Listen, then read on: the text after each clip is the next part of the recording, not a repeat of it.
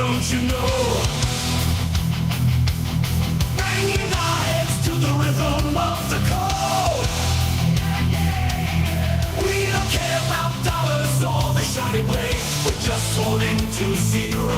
It's our everyday. Round tripping positions, that's how we roll. We won't make a dollar, won't celebrate. We're the zero holders, so anthem we sing. Yo, good morning, guys. Dude, weekend, Saturday vibes. English, good morning, man. Good to see you. Troina, good morning. Rocky GMs. And again, good morning, Christian, fucking Jensen, good morning, man. Good to see you guys. It's the weekend, and it's like weekendy vibes. And so we start the day as we should with a little, maybe more than a little microdose. We're gonna see how this fucking stream goes. We're gonna see. We're gonna see. It might get a little dicey here in about 30 minutes. It's not crazy. It's not gonna get fucking crazy, but actually maybe. Maybe. You ever do that? You ever go for the little microdose? You don't weigh it out. You just kind of go in, and you realize like immediately after you're like, oh, that was not a microdose. It's one of those mornings, and that doesn't happen often. We'll see. We'll see. Anyway, GM's guys, Drop King, good morning. Oh shit, hang on. Let's get Abstract started as well. Are we live? Yeah, I think we're live over there. I don't know, feeling good about things right now. I'm feeling good about our bet here, English, for May. I'm feeling pretty damn good about that. We'll see. I'm a little retarded about this stuff too, but feeling good. Zep, good morning, man. How you doing, brother? I like Zep. Okay.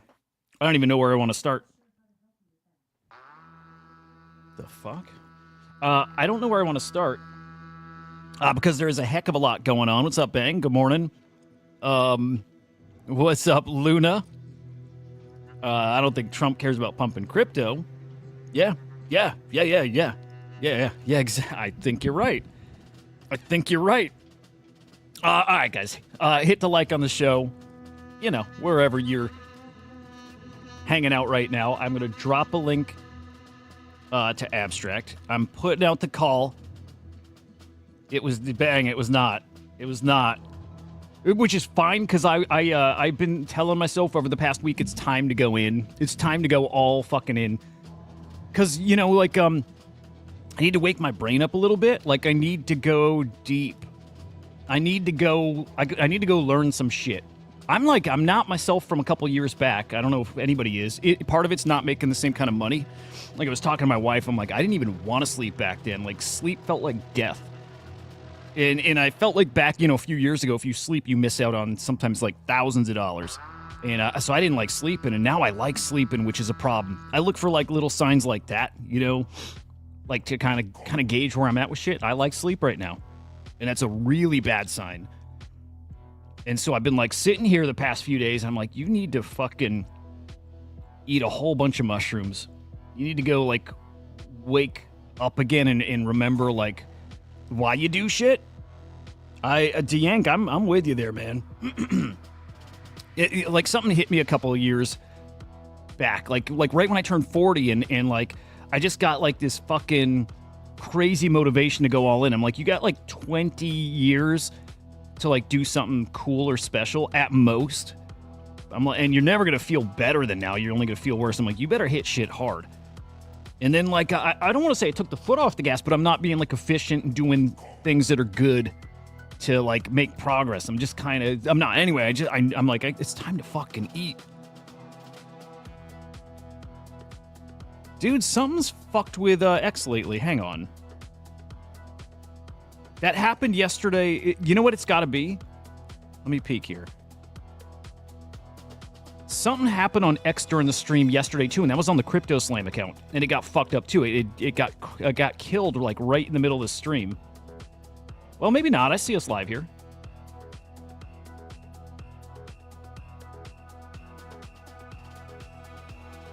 Yeah, we're good on X. Unless I read that wrong. X has been weird lately, though. It all begins at 50. All right. Yeah, YouTube's maybe better. But X has been weird lately. Anyway, hit the like, subscribe over on Inside NFTs over on YouTube. I'm putting out the call. Hang on. I want to see if Henry wants to come. Let's get him on. Because we're talking a bit of Taproot Wizards, and we're working out some shit. So maybe he wants to come on and we work that out live. Taproot Wizards so fucking spicy coming up here in... We have to be funded by Monday.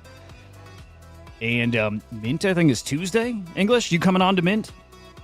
That might be fun, dude, because I'm going to mint, and you're going to mint. Yeah, dude, we need to... Yeah, where's fucking Grape at? Let's get him on. Let's get Mr. Grape on. Spam him on X. Get his ass up here. All right, well, let's start by checking the crypto market. Yesterday was interesting. We had that, like, what was the name of that committee? The roundtable, right? The crypto roundtable. Super interesting. People from, like, the industry. Good shit. All right, English. What time is it? I don't think that detail's out there, but okay. We'll have English on to mint. I'm gonna mint one. Maybe Henry comes on because he's gonna have 2 to mint. So maybe we mint 4 right there. And when you mint live, I mean, it's just gonna be click. But you actually do see your output when you mint. You actually do see.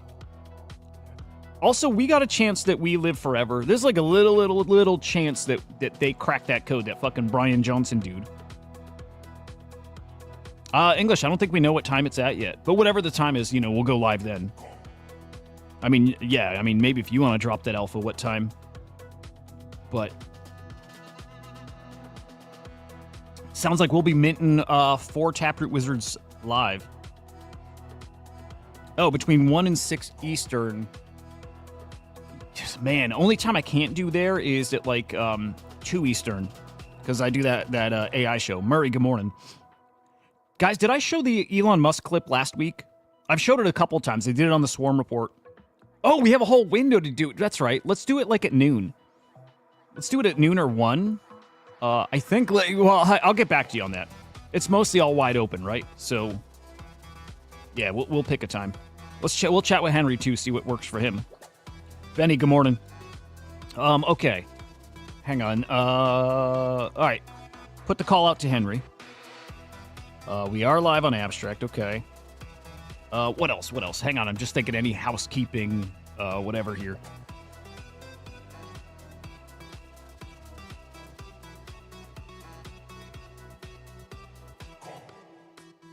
Plasticites over on Abstract, dude, you're cooking with the XP. I'm not getting much XP, which is fucked. Not happy. Not happy about that. Yeah, we'll figure that out. Okay. Like, subscribe, we did that. Yeah, let's look at the market. Did I show the Elon Musk clip? Him talking about like AI and robots and abundance and all that shit. Did you guys see that? Because I know I showed it twice, but it's like on what stream. And if I didn't do it the weekend, there's some people who just watched the weekend. And that means I got to show it. Because that like sets the stage for what's coming. And it's kind of why like, even when things are like kind of silly, slow, boring now, I don't care. I don't care because I think we get stupid in the next few years. Like stupid. And I can't wait. There's so much money coming to crypto, man. Dude, so fucking much money. It's pouring. It's going to be pouring in here. Right now, Bitcoin 84K, ETH 1900, Ripple 239. How's our Solana's looking? $130. Yeah, kind of nothing burger out there right now. That said, yesterday was super interesting. I watched quite a bit of this, and it was awesome. This was that SEC roundtable. You had people from the crypto industry, like all sitting at a table, all talking about things they want to see, like clarity on. And then you had the SEC sitting, like, you know, in front of them, like listening to their thoughts and their takes. Dude, it was so cool to hear. You know, and like I didn't hear the whole thing, but the parts I had tuned in especially was they were talking about things that really hit close to home, in that because of just closeness to the Kongs and hearing things Henry would tell me about and ways the SEC would attack them, like even calling secondary sales securities. That primary sale, no, not a security, but secondary sale, yeah, security. They mention stuff like that, and I'm like, we got the right people up there talking in front of the SEC and like sharing what the challenges are, and like all of them agreeing it's pretty fucked. And even the closing speech, I'll see if I can. Actually, I got the whole video pulled up. The closing speech was awesome. And then like the lady comes up talking how excited she is, just the fact that that's even happening, and how like confident they are that this is what was needed to, push us in the right direction. Because you heard Trump talk this week about, I'll see if I can find that too. But that was at the Digital Asset Summit, and talking about how big this thing is. Like he was saying, it's like it's the biggest thing ever. It is that big. And hearing him talk about it in that kind of context, like the way we know it is, he knows it is. Hearing the people at this round table and people from the SEC saying the same thing, they get it, they know it. They know it. It's a big old deal. Tell me 10 years ago you'd be glued to exactly, dude. Choina, did you listen to it? It was really fucking exciting to hear. They talked about things from look, Bitcoin. They talked DeFi platforms. They talked staking. They talked fundraising. They talked secondary markets. They talked NFTs. They hit all of it, very like kind of broad, and they dialed into specific things that are problems.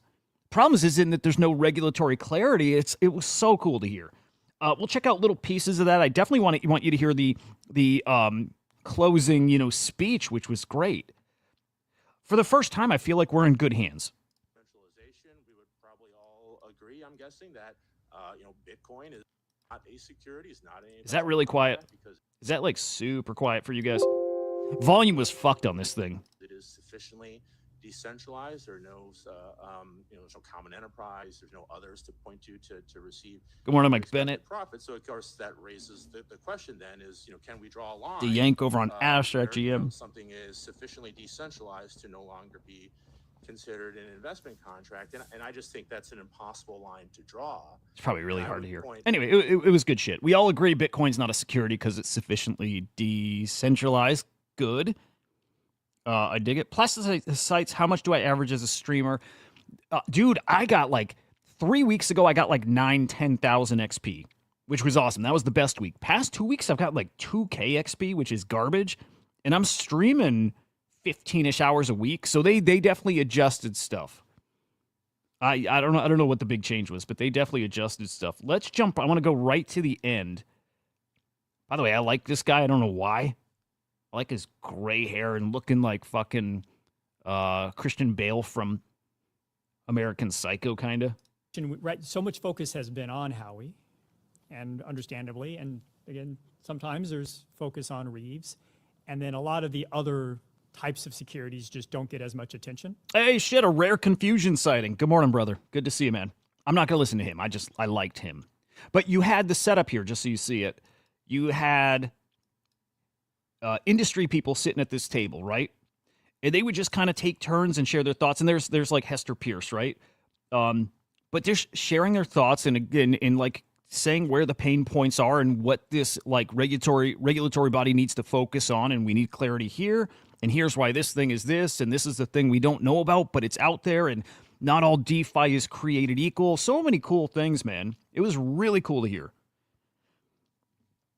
Luna, I think it's simple. If the U.S. starts buying lots of Bitcoin for the reserve, we're going to moon. If not, I don't see Bitcoin hitting $1 million plus.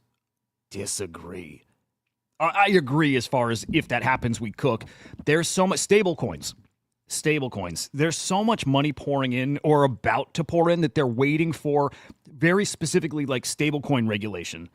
They're waiting for that. Once they have that, there's the green light to like go all fucking in and pour this money into these crypto rails. And from there it grows. If the United States does not buy 1 million Bitcoin, I think we're still good. It's longer term, a few years off. As soon as we say we buy, we cook. But we're going to cook regardless. There is no stopping this train. Here's this lady. Hang on. She's the one I just enjoyed her speech. Because, I got her enthusiasm from it. This is so cool, man. I'm going to listen to the whole thing again. This is so fun, isn't it? What a cool day. So we're almost at 5 o'clock on a Friday evening. So where else in the world would you want to be than here? You guys might want to think about the life choices that got you here. So 6 months ago, I could not have fathomed a day like today would have happened, and I'm so excited to be here, to be working on these issues with the folks at the SEC and the folks from the public that have given it so much thought. Many have long asked for a regulatory framework for crypto, one that's workable, and now we have the opportunity to be part of constructing that. This is really exciting, but it's also a tremendous responsibility. Every single member of the crypto task force understands the gravity of this responsibility. And so this effort today, trying to engage with the public in a meaningful way to have substantively meaningful conversations is a part of that effort. We hope you continue to follow along. We are going to have 4 more roundtables that are focused on key issues in this area. We have also stood up a website that seeks input from you guys. We You can may have share. seen the We can written tell 'em. input page. I've heard that some people are stalking it, and it's really exciting. And WhatsApp messages are flowing Share your, because of it. So share your please message on continue to Monkey look at that JPEGs. page. There's a lot of really amazing scholarship on there, a lot of really great ideas. We're looking at them very closely, but we also hope that you'll contribute to it. If you've been thinking about like her. these issues, we really welcome your thoughts on that. We also urge you to look again at Commissioner Peirce's February 21 statement, in which we outlined key questions that we're considering. That is also part of our process in getting the right input to make a strong framework for us. So that's it for us. I want you to enjoy the rest of your day and enjoy your weekend.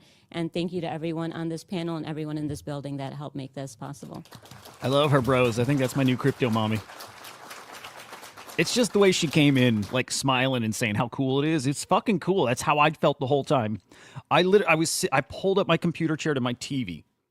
I wheeled my chair over to my TV and I sat there and I'm just sipping on coffee and listening, and I got a big stupid ass grin on my face the whole time. It was so fucking cool to hear. Of that system accrue to the protocol. Also, she's making you uncomfortable. Okay. For a minute, I felt smart. Okay, this was cool. As I'm listening to them, I'm like, okay, if somebody walks in and they hear this shit, they're like, it's a whole other language, right? It's a whole other language. It sounds like, it sounds crazy. But they're talking about shit that sounds like super high level. And I'm like, oh, I understand exactly what they're saying. Like, I know what they mean. I'm like, oh, that's a good point. Oh, yeah. Like, that was kind of cool. For a minute there, I felt smart. And not the company that deployed it. And that is a very key distinction for the overall risk profile of the underlying asset. But Miles, in fairness, I'm sorry, Lewis, we can just pause for one. I don't know what that second. is, Mike. What is it? I want to try to get some of the, and Lewis, you're shortly in the queue, so you can kind of refresh on that. So we got about 10 minutes. DM me, Mike. I So want to see I'm what that gonna is. be quick in terms of their responses, and then we'll have the break, and then we'll have after the break, and we'll figure out to make sure everybody has a chance to get their thoughts in, and then we'll go to the questions that have been submitted. So let me, if Lewis, you can just hold off for 1 sec. And Teresa, let me go to you, and then to John, and then to Collins. We can be quick, and then we'll see where we are from there in terms of timing. Thanks. So a couple things Okay, she was the only one that didn't sound like, she's not dumb, but she just think you'll are really important to think about is Howie was never intended to regulate an entire industry nor technology. If you look at what it was originally, it was more kind of these one-off situations. And after we saw, like, you know, what was happening in these new assets, and the 21A report, you know, indicated that, and how they. Okay, gonna be honest. This is a little boring for right now. But yeah, Mike, I'm curious. I'm curious what that prediction or prophecy was. In English, I'm with you there. Not this cycle. 400K Bitcoin, 500K mil. Not this cycle. I think 5 years out. Yeah, I think like 20, 30 million Bitcoins in play. I do, and you know, there's plenty of people who think that. Like, you know, the thought leaders. You know, I think 5 years off. Super possible. There's going to be a moment that happens where it's just boom. More and more and more, I think Bitcoin's coming off the table. It's going to be like a supply shock kind of thing. More and more and more that's going to happen. There's going to be a moment. There's going to be like a watershed moment. And I do think maybe it's like stablecoin regulations is like part of that moment. And that's what's coming soon. And I don't know yet if we know dates when some of these things are like formalized, like up for votes, bills introduced. That I don't know that yet. Marty Party was suggesting like 60 to 120 days, and I don't know if he's pulling that number out of his ass. I'm not sure. But that I think is one of the dominoes that has to fall here. That's one of them. But they did talk NFTs in general. This is actually, what is this? I don't think this was even from the talk yesterday. This is maybe kind of separate, but Hester Pierce saying that NFTs could be the next crypto asset the agency exempts from security regulations via some kind of statement. Specifically, types of NFTs used by companies to fundraise. I heard this different. Look, I don't think this is part of the panel. I heard talk during that panel, though, about NFTs and specifically about fundraising. And the way I heard it, this is why I want to listen to it again. The way I heard it was more like fundraising NFTs it would be a security. Like, right? That just not pass the Howey test or because of the Howey test, it's a security, right? That's the way I interpreted what they were saying during that panel. Yet to me, that would make sense. It would. Although then I start thinking about Kickstarter or something like that. And if you raise money, there's no security there. But I didn't hear it this way. I didn't hear that NFTs, you raise money. If you sell NFT, like let's use Yuga Labs, let's pretend this is how it went. Let's use random, like no-name NFT project. Launches an NFT or is putting one out there for sale. It's selling in a week. We're going to use the money we raise from it to build a game. That feels like a security. Feels like. Then again, you could argue that the money you raise, sure, for building the thing you got, just a collectible you got, like a memento. You know what I mean? Something like that. Something like that. Zep, 2040 might be a time when people regret not knowing about crypto. Just like dude, there's no way that doesn't happen, Zep. Exactly that. Exactly. By 2040, that's when it's too late. Right now, still early. Less and less early as the days go. But by 2040, there's so many little parts of this crypto space that are so fucking cool. And there's so many parts that still are early right now. And in 15 years, not so much, man.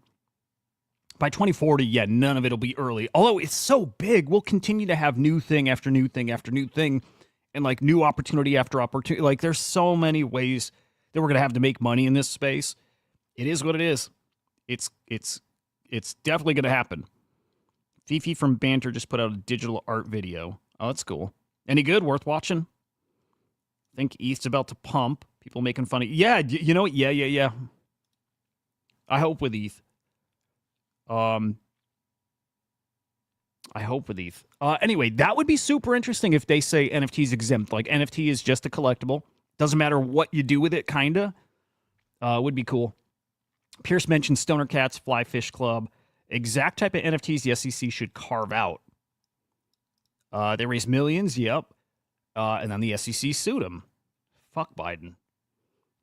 Pierce said NFT should be exempt by such a statement. Again, I'm not even fully on, but I would love it. But I still think I kind of would like to hear more about that. I still think if you raise money via an NFT, I guess you're not promising anything back to the NFT holders just by default. Maybe a project could, but if you're just given the digital collectible and there's no guarantee that it goes up in value, that lives and dies by the collectible market. So I could get with it. I need to hear more. That's for sure. Need to hear more about this. Now, English and I have a bet. I don't know how this is going to go. I don't know. It's a coin flip. To me, it's a coin flip. It's not a definite not going to happen. It's not a definite going to happen. The bet was by May 30th or 31st, last day of May, Bitcoin is over 104.5. 104,500.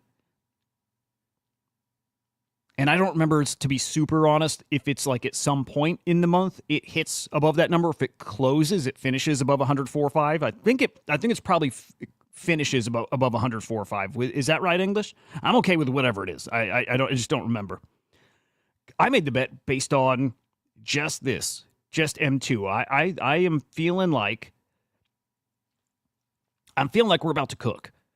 M2, I believe, is at, I would like to find another chart, but I believe is at an all-time high right now. Can I zoom in here? No, we're not at an all-time high right now. But on its way up. And I don't know how they project out, by the way. I'm assuming there's policy that lets them know, like, on a schedule, or this is how much money is entering the market. Quantitative tightening, loosening starting April 1st, so starting in 8 days, something like that. I mean, everything is kind of lining up for us to have a really, really kind of, I think, exciting few months for crypto here. Tariffs is the big old X factor. Nobody can plan anything around that. Tariffs fuck us, you know? What's up over on Abstract? Few new people watching. Good morning. Yeah, I don't think there's any way to plan and predict because of tariffs. And I still think most people are guessing. You can use as much TA as you want. And it's good for something, for sure. But it's kind of all about tariffs right now. By the way, best meme of the week by a mile. The vaults for many, many decades. And they said, we have to do something like drapes or something because the light eventually affects it. And it's very cool. It is very cool. It is very cool. Isn't that great? Just went up yesterday. Wow. It's very cool. It's very cool, Donald. Think Joe Biden would do this? I don't think so. Do you think he'd think of it? Do you think he knows what it is? The vaults for... What was it really, guys? Do you know what the actual painting was? Dude, all that in general, war and shit, you know, again, you can't even count on this shit. Like, who knows? Dude, it's so fucking great. Oh my gosh. Isn't that great? Just went up yesterday. Wow. Wow. Think Joe Biden would do this? I don't think so. Do you think it... What? Oh, okay. It was, what's his name? It was Vance. It was like a portrait of Vance. I wish, dude. That's the best thing I've seen, man. Oh, okay. That's cool too. That's fine. That's like, that's mostly cool. It's mostly cool. But, goddamn, whoever made that, gold. Man, we'll see. You know, it's like, the optimism is like about the economy over the next few years. I'm still really, really optimistic about stuff. Because of our focus on AI, because of our focus on crypto.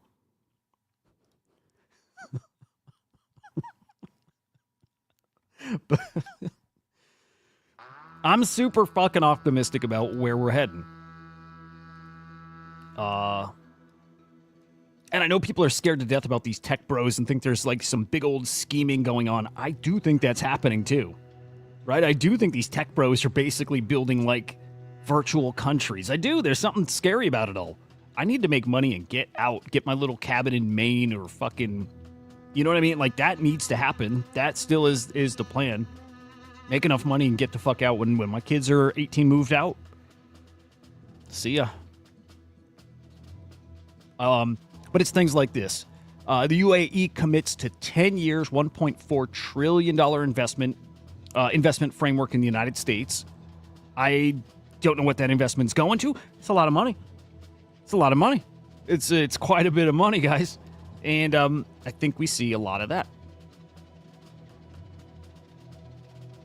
Mike, if you're talking just in general how quick this economy booms, I might be reading a lot into your comment there, but that's what I think.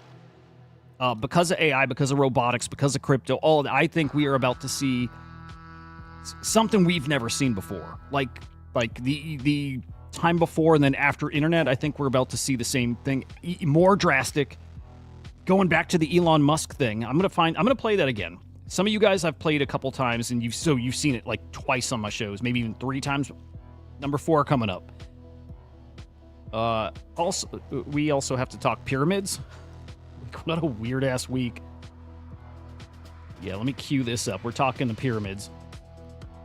And shout out to the Good Vibes Club. What a fucking crew. Really, like, what a crew. Like, what? That's a legit community. That's a, like, it's a vibe. What else can you say? It's a vibe. Okay, hang on. Let me find the Elon Musk clip. It's short, and we'll still not even play all of it. Here we go. A different thing's coming. A period of abundance is coming. I believe it. In fact, I got another tweet to put with this. Let me find that. Elon Musk. Okay, Elon Musk. Do we like him? Do we not like him? 1 in the chat if you like Elon Musk. 2 if you think he's like bad dude. I know there's a lot of people who think he's like a bad dude, like a super villain. Like a super fucking villain who's got like these like evil motives and is looking to like conquer the world. I get where that comes from. I wonder if there is a bit of that, but yeah, Marty's too.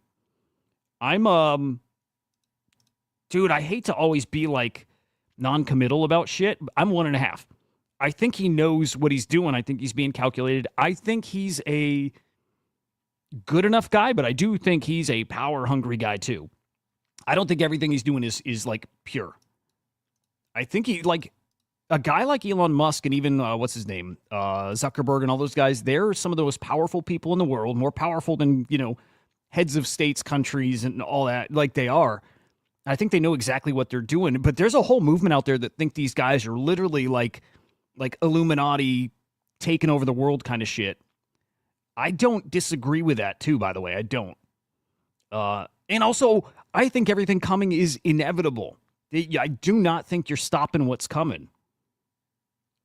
As of now, I maybe would rather it be in his hands than most other people, because I don't trust him, but I don't trust anybody else. Nobody.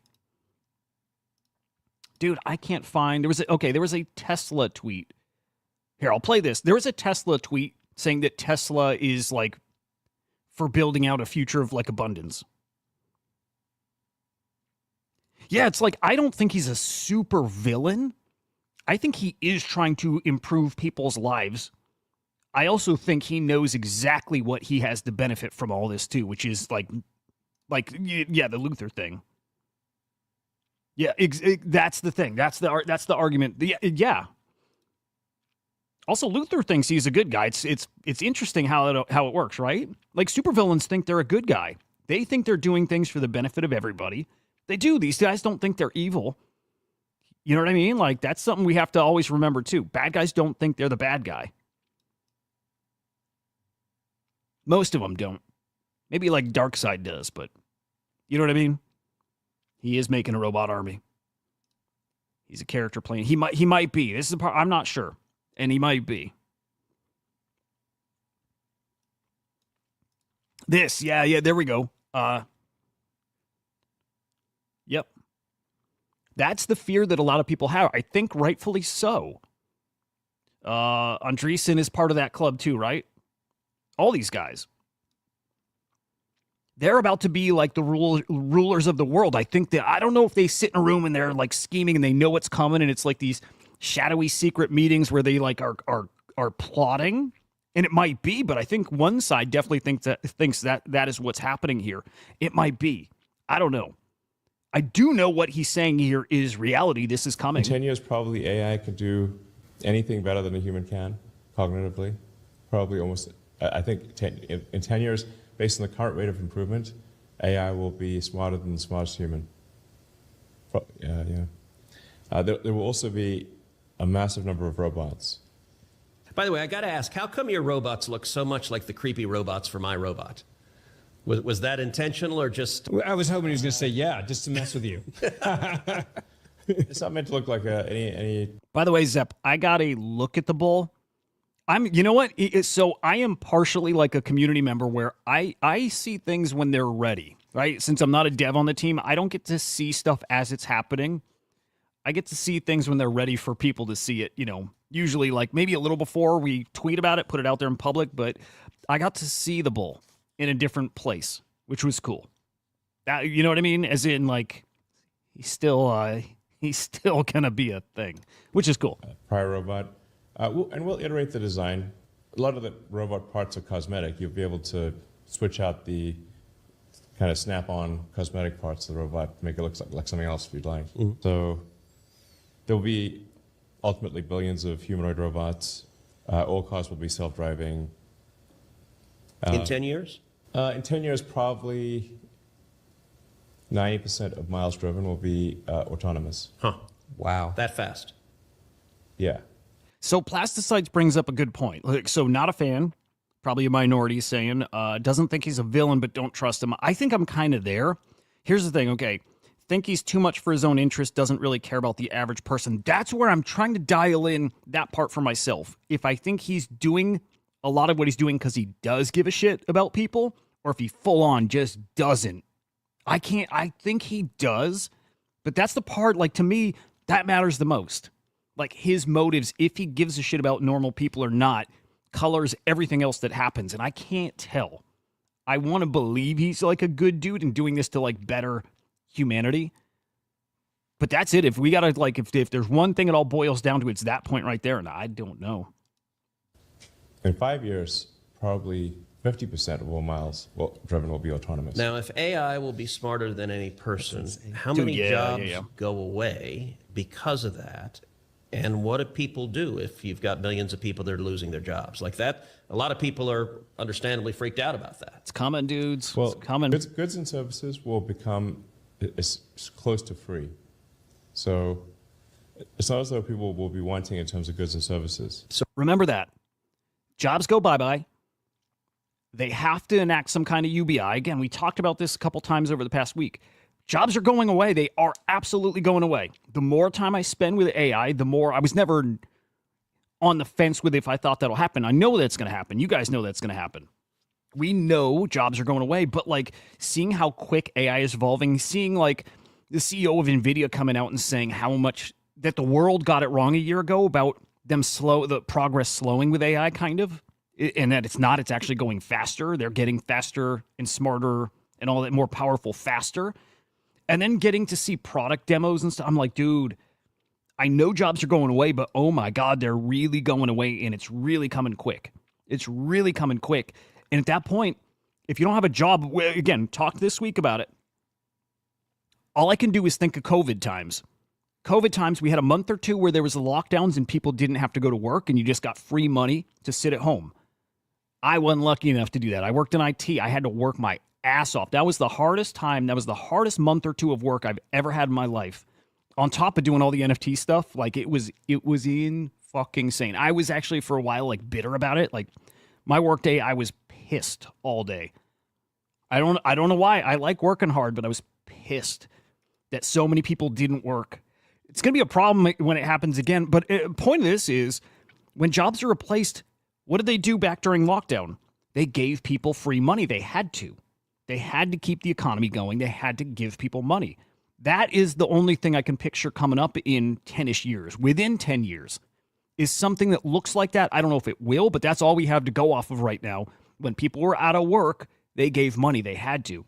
So when Elon Musk is saying everything's going to get automated with AI and robots, what's it going to look like? Well, he's saying it's going to look like most things being kind of free. So why is that? It's free because you're going to be given money. Why are goods and services free in an AI world or close to free?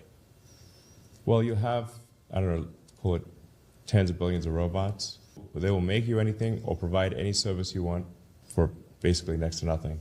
It's not that people will have a lower standard of living. They'll have actually a much higher standard of living. The challenge will be fulfillment. How do you derive fulfillment and meaning in life? Is Skynet real? Like you get the apocalyptic visions of AI. How real is the prospect of killer robots annihilating humanity? 20% likely, maybe Wow. 10%. On what time frame? 5 to 10 years. So soon, like you see a world where that's possible. Yeah, but I mean, you could look at it like the glass is 80 to 90% full, meaning like 80% likely will have extreme prosperity for all. I'm stuck on that part because that's exactly what I'm picturing. It's exactly what I'm picturing. And it's one of those things, it sounds too good to be true, and it sounds like fantasy because how, or like, what does it look like? Extreme prosperity for all. That's not real because it's not real like in society today. It can't be. But society today, dude, it won't survive another 5 years. It can't. Raised super right leaning, right? I grew up in a very Republican family. UBI is evil. Anything like that's evil, it's wrong, the end. So that's like what colors everything for me, or did, and I had to kind of unlearn. But this is like so beyond that debate of is it right or wrong and can you even do it? It's so beyond that. It's literally that it has to happen. It has to happen. Some type of UBI, some type of like rebalancing the way the economy works and being rewarded for your time. Well, what time? Again, if you're not working, and that is a reality, that is coming. There is no way around that at this point. If we're not working, some type of UBI has to happen. It has to. It's not just this maybe scenario out there. That is literally coming, if you like it or not. If you're for or against some type of UBI, doesn't matter. Something has to change because our jobs are going away. They are. Even me doing, like right now, content and writing. All this writing is going to get automated. The video content is going to get automated. It is. It's already starting to in like little forms. It's only going to get better and more engaging over the next couple of years. Everything. It's all going away. People are going to get poor because everything gets rebalanced. If that's even possible. Possible true UBI. And that's the concern. So here's like an argument against that scenario of extreme prosperity. It's, when have they ever shown that they want to make people, rich to be giving? They never have. They did it during COVID because they had to. That's the only scenario why I think it happens. It's because they had to. With jobs replaced, they have to. They have to. It's a little of both, Luna. So here, none of these jobs go entirely away. I mean, some of them do, but even content, yeah, some people will want the human touch. And you can't replace that quite yet. I think AI is going to get so good that it won't matter, but there's always going to be a place for content and creation in general for real people, always. Always. But yeah, I mean, there's also that like scenario that we've probably seen in movies of there's like the elite class and they got money, which is what's already happening, by the way. That just might get like, we might just be accelerating to that, but the rich people got their money. The poor people have nothing, the bare necessities. That's also another scenario, I guess. But I think they got a problem on their hand if people got nothing. We saw riots a few years ago for people who felt like they had nothing and no voice, and much worse than that. And that happens on a different scale if you fuck up, if you piss off the entire world. Maybe a problem. Who gained them? Well, yes. Okay, that's a part of this too. Lamascu. Dude, that's a great point.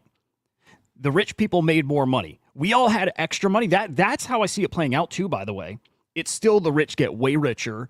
Everybody else, it feels like you have more. Compared to those guys, you don't. But that's a great point. The rich guys got retarded rich. All of us still had extra spending money. We did. We all had more disposable income maybe than ever during that period. But so I wonder if both things are true. Also, the value of money's fake anyways. But the thing that's not, and this kind of brings me back to the thing that matters maybe the most, it's crypto. The value of crypto is the thing they can't fuck with, right? So I saw a cool chart. It was putting the US dollar up against Bitcoin. And it wasn't that, like, here's the dollar. I'm trying to picture it exactly. It's like, here's the dollar, here's Bitcoin going up against it. As opposed to Bitcoin is what it is. It's static. There's no more supply. You know what I mean? It's just this finite thing. And it's like, that's flat, but it's the value of the dollars going down, right? And it makes Bitcoin feel like it's worth more. That's kind of really what's happening, right? Yeah, it's fucking... crypto is going to benefit the most from everything that's coming. All that's coming. During COVID, when we had that extra money, what happened? We spent it. We spent it on stupid shit. Like collectibles, and we probably bought more food from, fast food. And, like we spent it. We largely spent it, and that's why NFTs did so well, and crypto had a really hot time. If we have our goods provided to us, mostly free, and we've got all this extra money, what are we going to do? We're gonna spend it. We're going to spend it. And I think we go to the things that are scarce. It's Bitcoin. Bitcoin benefits from this. Top NFTs. And I still believe this, guys. Top NFT collections really, really, really going to benefit from this thing Elon Musk describes. Extreme prosperity. That you're going to do something with that money if all your necessities are already covered. Also, the thing he describes is basically, what was it called? The Great Reset. It's kind of the same thing, too. You'll own nothing and you'll be happy, right? I feel like it's kind of the same thing. Is that the same thing? Good morning, Andrew. Good to see you, man. I think it's the same thing. Yeah, I really would want to go harder on the bet. You can't eat crypto. No, okay. So still the scenario is assuming that basic things are provided for you. Food, housing, all that stuff. Again, sounds great, reset-y, kinda. It does. But ultimately, this is just to say, no, you can't eat crypto. A lot of people might be fucked. Might be. I don't know. A lot of people might be fucked. That's why it's important for us to buy all the Bitcoin we can right now. I mean that. You guys know this. The most important thing you can do over the next 10 years is buy as much Bitcoin as you can. You can't eat your Bitcoin, but you're going to be able to sell it for a lot of money. And you can buy yourself some food if they don't provide it for you. I think they will. They better. All I know for sure, all that stuff I just said, don't know. It makes sense that we go that direction. Don't know. What I do know is that the world is going to get crazy over the next 10 years. That I know. That I know for 100% certainty.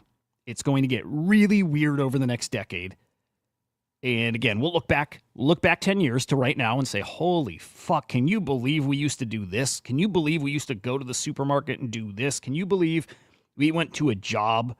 We spent 16 hours a day commuting, working, coming back home, getting ready for that was our, can you believe we used to do that? That's coming.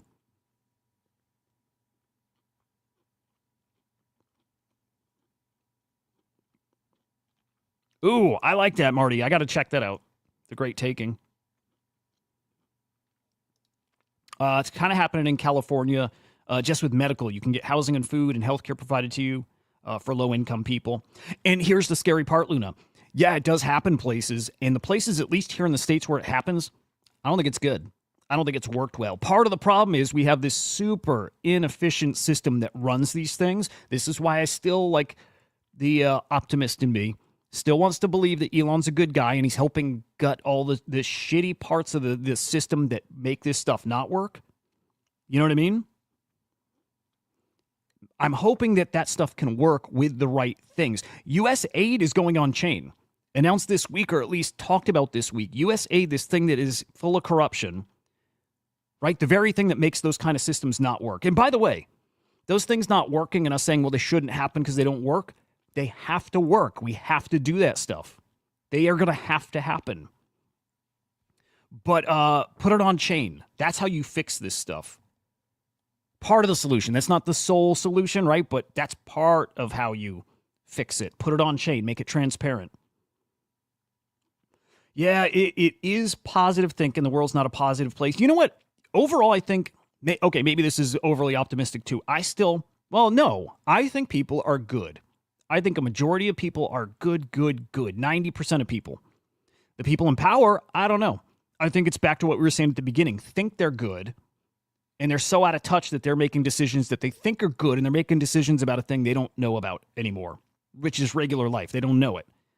They don't know it. That's a problem when the people making all the decisions with all the power don't understand the thing. Man, I'll tell you this, working in this industry and seeing how people build in this space, and they build for the crypto audience.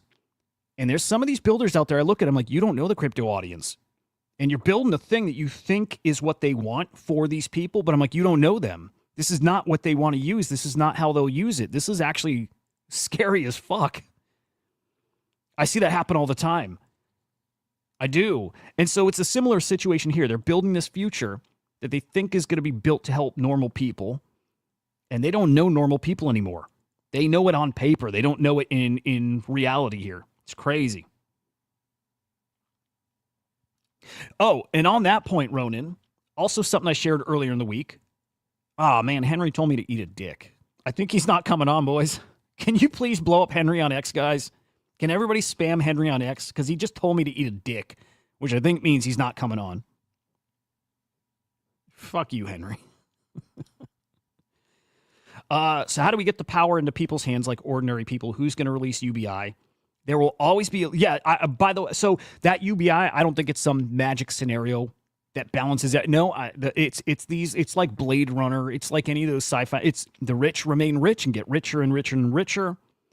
I just think, at least at the beginning, look, I don't think this ends well. I don't see it ending well, I don't think, until robots just replace us. Then we'll have peace. I'm looking forward to that, by the way. No more people, just robots and AI. I just think there's going to be a period. Here's what it really is. In this transitional period, when we go from the life we're used to this new future that is coming, there's an opportunity there to make so much money that you maybe can go buy your cabin in Maine. That's it. That if there's one thing, like when I say your one motive should be buying Bitcoin, if there's one thing that should be guiding you into the future, it's that for a short period of time. In short, in context of what, I don't know, but for a short period of time, we're talking maybe 5 years, maybe a decade, maybe that's 25 years, but for a period of time as this thing happens, we're going to see some opportunities that you wouldn't fucking be able to dream of. We saw it when everybody, rushed into NFTs for a short period of time. Opportunities like that, when the economy moves on chain, and that is what I think is coming. If countries want to fight it, so be it. It's coming on chain. For a period of time, you have an opportunity that most people still don't sense it. They don't see it. They're not here. They will at some point. They'll be forced into it. The opportunity is here to make money and us not have to be hurt by what's coming. Even if there's good parts about what's coming, there's going to be probably more bad that outweighs it. Get ahead of it. Stay super dialed in. Look for those opportunities. Musty, good morning, bro.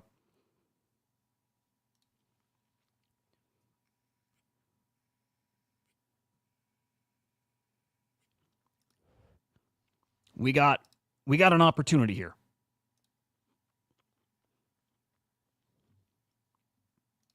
Amsterdam supplies addicts with small amounts of heroin, apartment, job.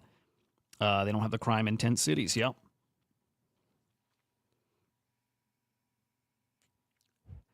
Again, I think that people are making policy here about a thing they don't understand.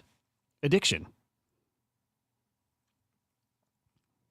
I think a lot of people who are in these public offices making decisions that affect homeless people and people that are addicted, and it's kind of part of the same thing, don't understand it. They don't know it. They've never lived through it. They don't know anybody barely affected by it, or they know one person, their whole worldview is based off of that one example. They don't know it. Normal people know it. It's either hit you directly or it's hit somebody close to you. We are kind of surrounded by it. We know it.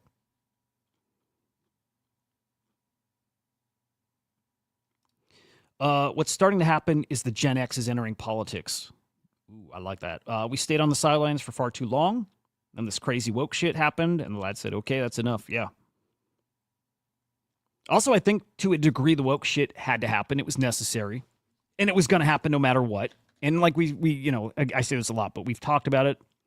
There's always going to be a thing that happens, and then a hard reaction, and then a reaction to the reaction, always this tug-of-war push and pull thing. That had to happen. And then the correction is happening, and at some point it settles, and then something changes in the world that then is going to bring about a new thing that you got to have your tug-of-war over. Dude, yes, Mike. Yep.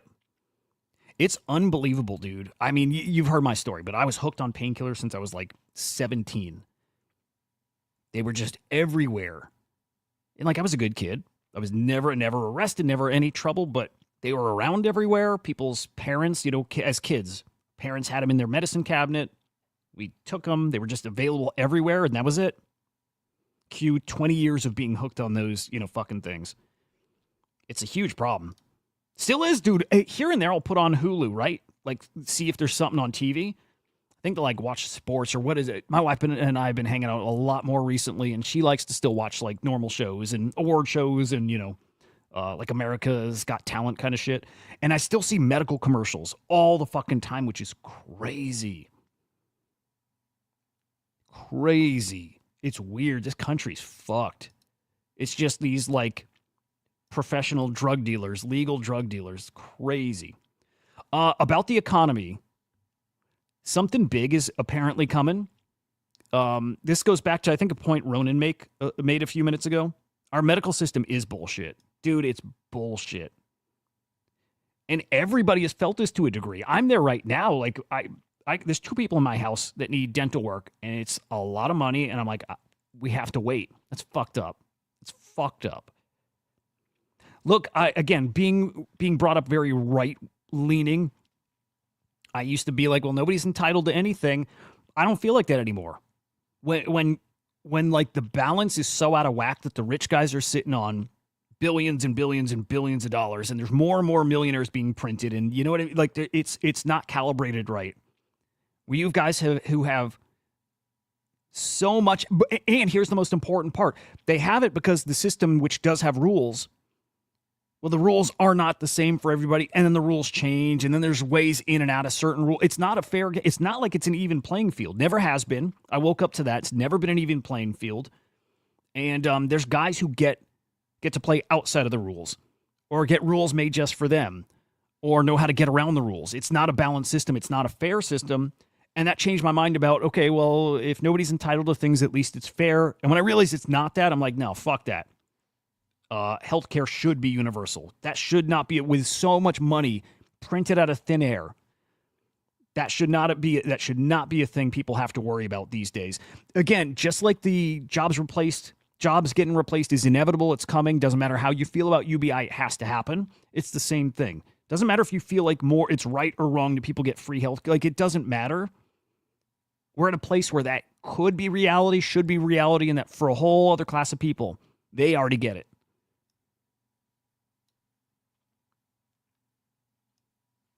I'm trying to find Ronan's comment. It was something about the economy.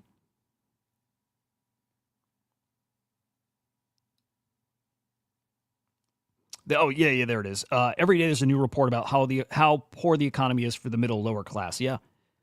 And yes. Dude, it's perfect. Yeah, we are just that. We are literally like, boy, we're a non-factor to these guys, other than we're just a thing they got to deal with and keep us mostly keep us quiet and happy enough. Right? Okay. Anthony Pompliano. I'm an idiot. I just am. I'm an idiot. I didn't really know who this guy is, but I heard from enough people that say he's like a good enough dude and like a fair enough like source or whatever. But saying he spoke with someone in DC this week, he told him about a data discrepancy that's been uncovered by the administration, maybe Doge, I don't know what, related to spending in the economy. If it ends up being true, it'll be a national scandal unlike anything we've seen before. The situation in DC is way worse than we all thought, like at a systemic level. It wasn't like one specific thing. It wasn't like the housing market was fucked and it's really this. It wasn't that. It was like something else entirely. It was something else entirely. And don't know what, but this is supposed to be something that's coming out in the next few weeks. And if he's like a trustworthy source, it's maybe a big fucking deal. And yeah, maybe the economy is way worse than we thought. I already thought all the numbers were fake anyways. But it might be way worse than we thought. And we'll see. He also said good for Bitcoin, but like he would rather things be good for the economy, good for people, bad for Bitcoin, you know, just that's what he'd prefer. Me too, to a degree. It's easier to do that when Tylenol is not $25 and an X-ray is not $1,000. Yeah. It's a fucked up system like all of it is. Everywhere, dude. Every fucking system that the government touches. And I know people are saying, well, the government doesn't touch healthcare. They kind of do.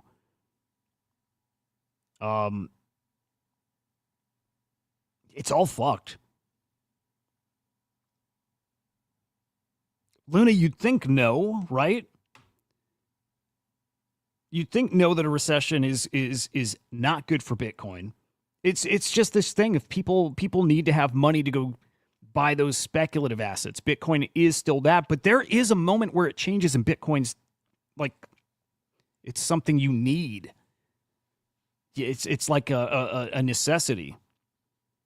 That time is coming too.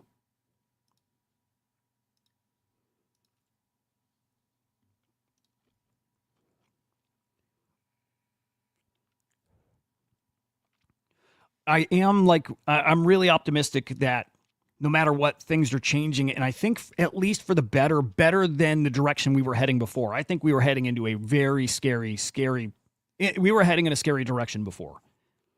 And I know there's a lot of people out there, probably friends and family of mine, who would hate to hear me say that. But I do think we're heading in a better direction. First off, because it's unavoidable where we're going again, the AI and robots and all that stuff. It's unavoidable. I would rather have the people who are the most knowledgeable about that stuff leading us there. This is where I'm glad the woke shit is getting pushed to the side a bit.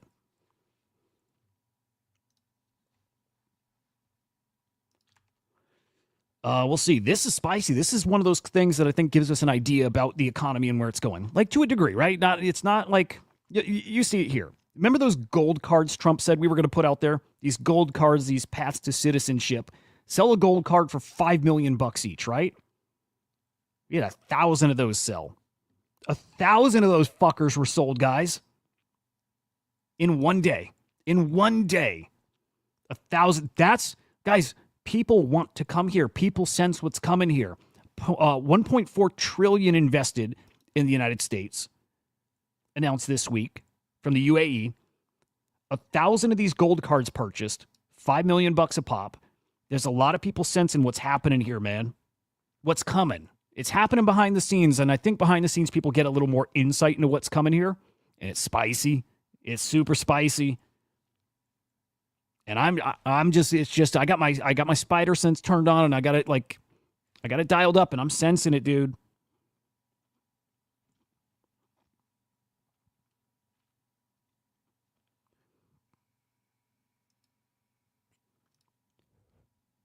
Banned. Fuck that guy. Let's see. Gary, disabled vet in the VA medical system is basically socialized medical system. No complaints. Not perfect. Better. Yeah. Now imagine that if it's getting the job done and no major complaints. But if then we can take it from their base level and refine it, make it better, get rid of the waste, enhance it. This is the kind of thing that I feel better about somebody like, not that Elon Musk is touching it, but if there's people musky and like that who are looking to like cut the fat and then make the programs we have better, that's what I'm hoping. That's it. Rose-colored glasses, maybe, but that's what I'm hoping. That's what I sense is coming. I hope. It might just be hopium, man, but that's what I'm hoping. It's all you can do right now anyways, right? It's been shitty the past couple decades. It has been. If it gets worse, they got a problem on their hands. If it gets better, you got people shutting up. Then they can continue taking over the world behind the scenes. I think they probably opt for that, right? But dude, in a day, 5 billion made from just 1,000 people looking to come into the States. That's exciting stuff. That's pretty exciting. Okay. Stable coins. We're getting to Taproot Wizards, by the way. I'm really excited for that. Really, fucking Henry, you eat a dick. Come on the show.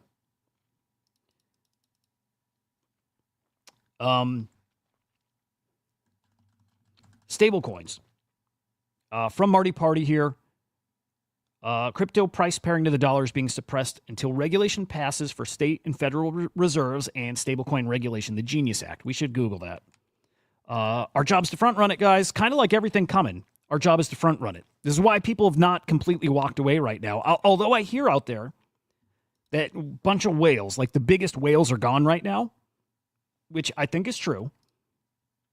They're walking away. But, you know, they're different. They're probably very wealthy. They're here just to trade the market, go live in have fun and whatever. It's not us yet. So for us, this is the perfect time to stay plugged in and front run whatever we see coming. The very obvious thing is just Bitcoin. I'm asking Grok what the Genius Act is, if he can kind of lay it out for us. But estimates for these regulations hitting Senate floor votes range from 60 to 120 days. That's the timeline. Stablecoins is the most important thing in the immediate future right here. Dude, there's so much happening on that front. Definition of stablecoin payments. How it's pegged to the dollar. Licensing and oversight. I don't think I can go down this step by step. Reserve payments. Issuers must back their stablecoin on a one-to-one basis with high-quality liquid assets, such as this is so bullish for this country. Here it is. That these stable coins that we're trying to push out there to be like the dominant stable coins around the world, backed by the US dollar via treasury bills, cash, tokenized equivalents. Dude, incredibly bullish again here for the States, and then good for everything. So Musty, there were some tweets out there, and I'm trying to remember who tweeted it, like a Kobe or so, like somebody at that level was saying all of my biggest trader friends' whales are gone. They're not trading right now. That was what I saw.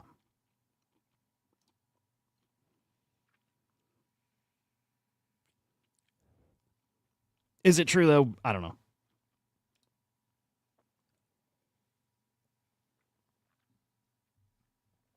Stable coins. That's the big thing on the horizon, like in the immediate future, and that's coming. Damn. I kind of feel them now, guys. That's coming really, really, really soon. Matt Hogan, CIO of Bitwise. I just love this dude, man. I love this dude. And to be fair and honest, I probably like anybody who says shit that I already think or agree with, right? I mean, that's pretty normal, but I like him because he says a lot of shit that, like, I have thoughts about where we're going. He says stuff that, like, legitimizes the things I'm thinking, so now I like him. I'm a Matt Hogan fanboy. Can't stop thinking about this quote from the U.S. Secretary of Treasury, Scott Bessent. We're going to keep the U.S. the dominant reserve currency in the world, and we're going to use stablecoins to do that. However big you think stablecoin will get, you're probably thinking too. Like, stablecoins are the biggest thing. Period. Guys, go buy stablecoins. I don't know. There's nothing you could do with that. It's just a sign of what's coming. How much money is coming into crypto? You're thinking too small, right? So what we're seeing right now with like stable coins hitting all-time high, probably supply, but also market cap. We look at that, we're like, that's an indicator that the market's about to cook. It is, and it's not. Something different is happening. People are coming into crypto. Money's flowing into crypto. And it's sitting in stable coins. And by the way, it can stay stable coins now. You don't have to go swap into some blockchain or platform token. You can just use stable coins. So it doesn't necessarily mean what it used to, which is it's sitting there getting ready to come into other tokens. It probably will, but it also is different. So however big we think stable coins are going to be, as far as it's the TVL or market cap of stable coins, way bigger. It's a much, much, much bigger thing here. Like stablecoin market cap, or we could just even say TVL is going to dwarf everything else, I think. Talking about these stablecoins being like in the multiple trillions. Right now, like 230 billion, I think, is the market cap of stablecoins. But we're talking, it's heading to the trillions, guys. Trillions.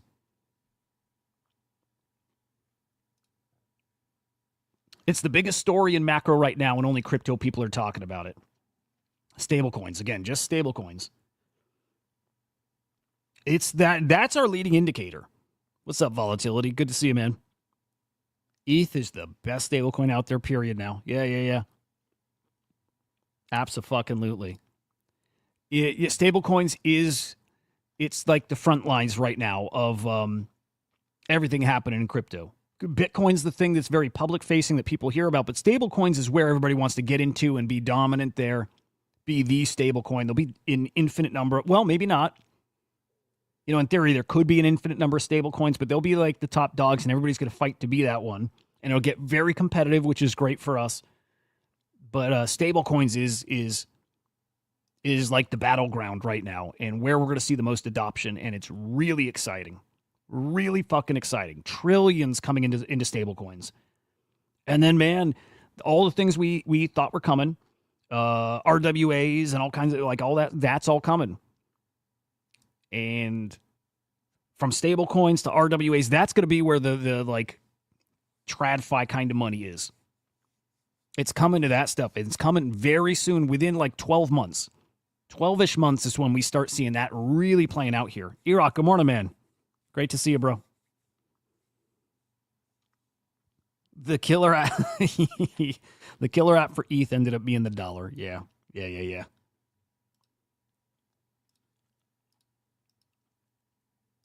Dude, I feel like something's cooking. Like we're getting ready to do something pretty spicy coming up here. All right.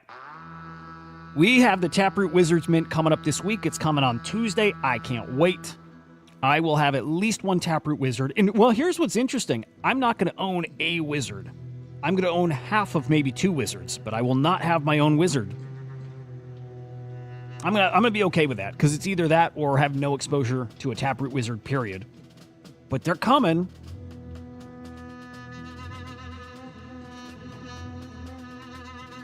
That might be an unpopular take, Luna. Let me think. The trenches are ruining Solana's reputation. I don't disagree. I think it's just Solana highlights. I'm trying to think through this one. I mean, I think that's fair. Shitcoins still are the best use case of crypto right now. We don't have to like it, but just degeneracy, yeah. And Solana happens to be the place for that. And Solana, I think, is great tech. Very excited to see Mega ETH, by the way.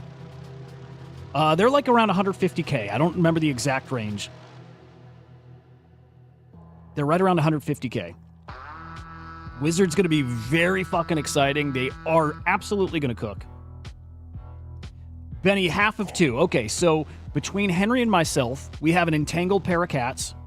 He's got an alive cat. I got a dead cat. We put them together. We get a mint together. So we're each going to put up half the Bitcoin. He won his own whitelist. He's minting that. I want a whitelist. I can't afford that mint, so we're also going to go halves on that. So I'm going to own half of my whitelist, half of the entangled cat, 2 halves. We'll see if we figure something out, but that's what it is now, and I'm plenty fucking happy about that. You guys got it. Exactly. Yeah, and that's fair too. Degenerates are given. Hang on. Let me go back to that comment, because it's still trenches ruining Solana's reputation. Look at, like, degens are ruining everything's reputation, and it's true. It is true. Like it is what it is. It doesn't matter. But it's just like the scammy shit in NFTs ruined NFTs' reputation. It's just what it is. That's the stuff that gets headlines. Pretty sure we can cop a whiz. I think that's true. I do think there'll be a period. I'm going to stick to my predictions.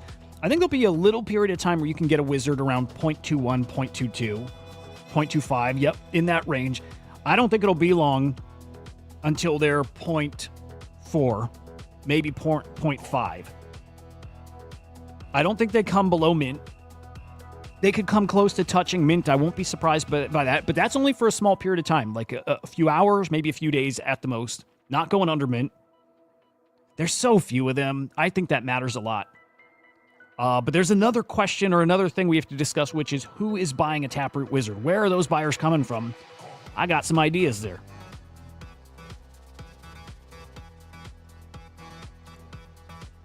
And by the way, when that reality plays out, we've just been talking about, when that reality plays out over the next decade, and when abundance happens, what there's not an abundance of is rare digital artifacts that are part of this new culture. It is new culture still. And also, it's part of internet culture, too. There are these rare digital artifacts or collectibles that are incredibly scarce. And when you have everything you need already, as in you have your housing, you have your food, you don't have a job, you're just looking for fulfillment. Well, I got to tell you, there's only 2,100 Taproot Wizards. It does mean something. I do think these are going to be down the road. Let's stick with 10 years. 10 years down the road, I think these are going to be very much like a CryptoPunk. 10 years down the road, in 10 years, very much the story of CryptoPunks, and the same thing will play out like, oh my God, I remember when we had the chance. And yes, they're expensive. It's not free to claim like a punk. But very much the same thing like, fuck, I could have done it, and I didn't. They are amazing PFPs. They're fucking beautiful. But I think 10 years down the road, people are going to come back and they're going to be 5 Bitcoin. Maybe they're going to be 10 Bitcoin. I don't know. Let's just play it safe and say 1 or 2 Bitcoin. And people are going to say, and by the way, at that point, 10 years down the road, Bitcoin's going to be like $1, $2, $3 million bucks. And people are going to be like, oh my God, dude, I could have had one. I fucking did it again. I fucking had a feeling. I was there. I had a feeling. I had the chance to, and I didn't do it. It's going to happen again. That just because, guys, how many times has that happened in your life? Right? Like maybe Bitcoin was, Bitcoin, then CryptoPunks, and there's been a couple other things along the way. Bored Apes, right? But let's just stick to like Bitcoin and CryptoPunks as like that, that's that real deal thing of I missed it. Dude, that is not the last time it's happening. That will happen again. It'll happen again in this space, and I think we're looking at it right in front of our faces here. It's going to happen with these. Right in front of our faces, and we had that opportunity. And that opportunity might have started 2 years ago when ordinals kind of were birthed. The opportunity to get involved because you understood that collectibles on Bitcoin are different than anything else out there. That's when that opportunity started. And I know some people, it still hasn't clicked for them. It's like, dude, NFTs on Bitcoin, nobody gives a shit. There's a lot of people who feel like that still. They felt like it then, they feel like it now. I have no problem. Look, there's enough things I talk about, and I have no problem saying I think this, but also could be wrong. This is one of those things that I feel like this, and if you don't agree, you're wrong. It's one of the few things I feel confident saying that. The Bitcoin collectible ecosystem will play out that way. It will. There's, to me, the only scenario it does not play out that way is if Bitcoin fails, which is at this point not possible. Or if there's some kind of fork, hard fork, soft fork that no longer like lets you even see inscriptions, that kind of maybe changes things, although they're still on chain. Those are the only scenarios I see that not playing out. Plasticytes, his prediction is 0.15 Bitcoin, then a big bump, then settled just above. I can't see him coming below 0.2. But the most revealing thing will be public mint, where they mint out there. If that Dutch auction only falls, like, I don't know where it starts at. Maybe it starts at like 3. English, do we know where the Dutch auction starts? What price?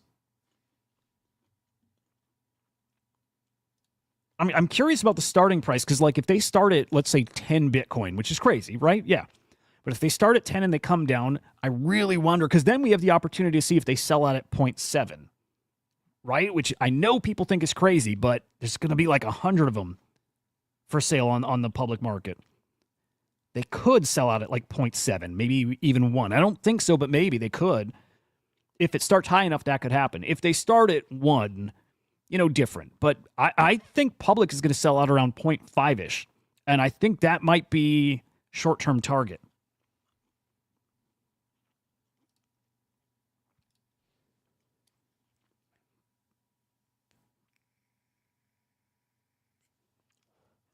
I feel you there, Luna. It sold on the idea Bored Apes are going to be $500,000 by 2025. Yep. Node monks are fucking free right now, right? Crazy. I wish I could get a whole bunch. And by the way, this mint is going to be so good for ordinals, because you're going to get guys, I would be tempted, by the way, that take their Taproot Wizard and they flip it for 0.4, and they go sweep up node monks and they get 10 of them. 10 node monks. Yep, that is a baller-ass play, by the way. If you can walk out of this with, dude, these collections are going to soar next week. Next week, I think, is going to be super spicy. If node monks are 1 Bitcoin in 30 days, I probably would sell one with Henry. Yeah. Yep. And a lot of it's going to still be feel, but yes, I would imagine so. Yeah. Barry, good morning, man. Brutal, Mike. Fucking brutal. Steady Teddy's on April 1st. Should cook still. Yeah. Node monks at 0.047. Okay. So let's pretend then it's half a Bitcoin for Taproot Wizards. Imagine that. Selling for 0.5, sweep up 10 node monks. And I think still these are going to 1 Bitcoin as well. This is, a year away, but imagine turning 0.2 Bitcoin into 10 Bitcoin. I think we're going to have that story all over the timeline at some point. I do. I hope it's me. I hope I'm telling that story. I don't know. I'm not convinced. I don't know. But I think that story we will see out there. I think we're going to see that story. Wizards. This is great by Daza, by the way. So things Taproot Wizards have done. By the way, we're still getting to like who's buying a Taproot Wizard. You'll never see them, but they're there. February 23, they mined the largest block and sent the largest transaction in Bitcoin history. At that time, that was a technical achievement, which has been beaten since then, but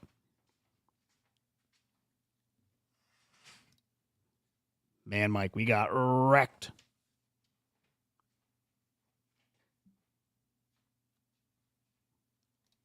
Nope. I know I'm right. I know I'm right, man.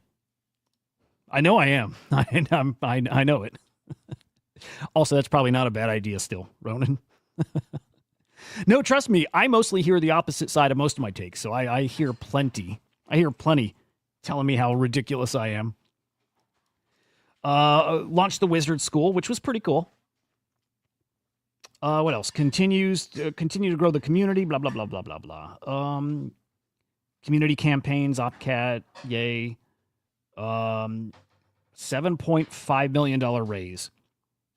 I still don't know for what other than for a cut of sales. I'm guessing for a cut of Taproot Wizards sales.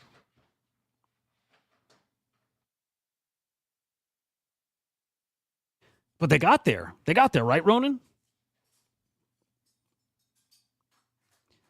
So all I'm trying to do mostly is say how crazy I think things get. No comment about if I time it well and get out. But picking the assets that go to the place, Taproot Wizards go in that place.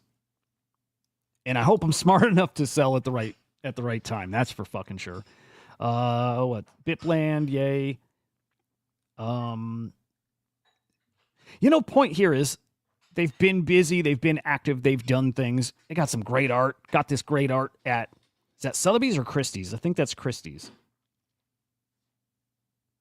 Remind me, was that a Christie's auction for the Bubble Cat? I think it was. I think it was Christie's. Could be wrong.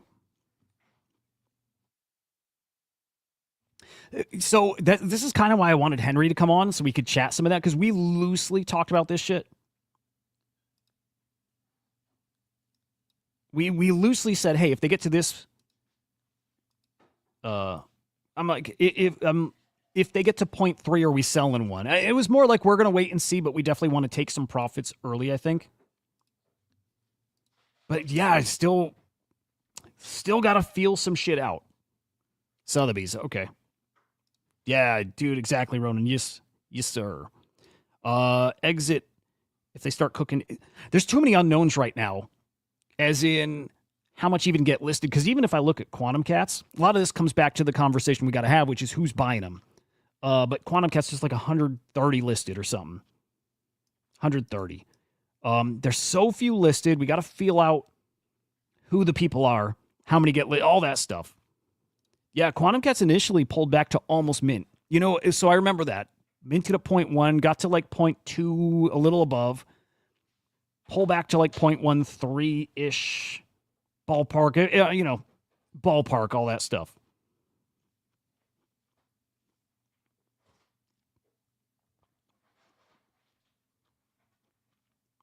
But yeah, I believe this stuff's gonna cook. Okay, so showing off some of the milestones in the community here. Sorry, I need that song again. And I think they really live up to their potential. By the way, this is all of ordinals, but the like real potential for ordinals is, you know, a decade from now. Hate to say it, you know, but whatever we see, you know, this cycle, and I think we'll see something pretty cool this cycle. I imagine we, you know, we smash some all-time highs even here, but like the real potential is down the road when these are like have way more history behind them. Again, similar to CryptoPunks. 0.5 would be like it would be hard to not sell around there. What's tricky is I imagine every single other person is thinking the same thing. So I am also waiting to see if Taproot Wizards announce some news, some kind of anything, because that'll change all the predictions. It changes everything. But yeah, time frame for all the ordinal stuff, all of it, again, still node monks and all those things. It's still 10 years down the road when the whole world looks different. Back to the AI conversation, it's all that. Different then. Yep.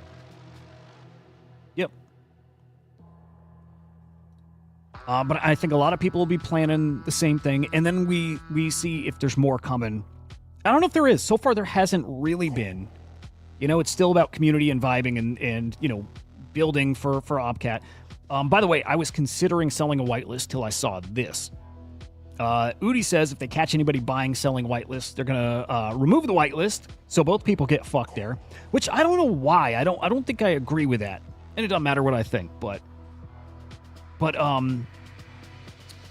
yeah, if somebody earned a whitelist, I don't know. I get it, him having that take as the founder of the project. Fair, and I understand it from his point of view. It's a thing we gave to you. It is for you. Because he's trying to curate good holders too, I think. But I don't know. If it were me, I'm not sure I would do that. I'm not sure. And yes, dude.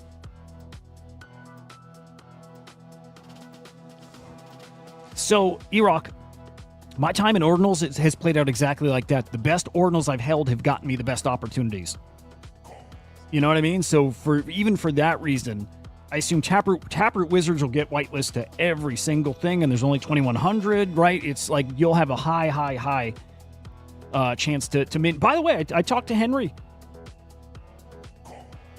I talked to Henry about like the best value that NFTs give people. It is whitelists.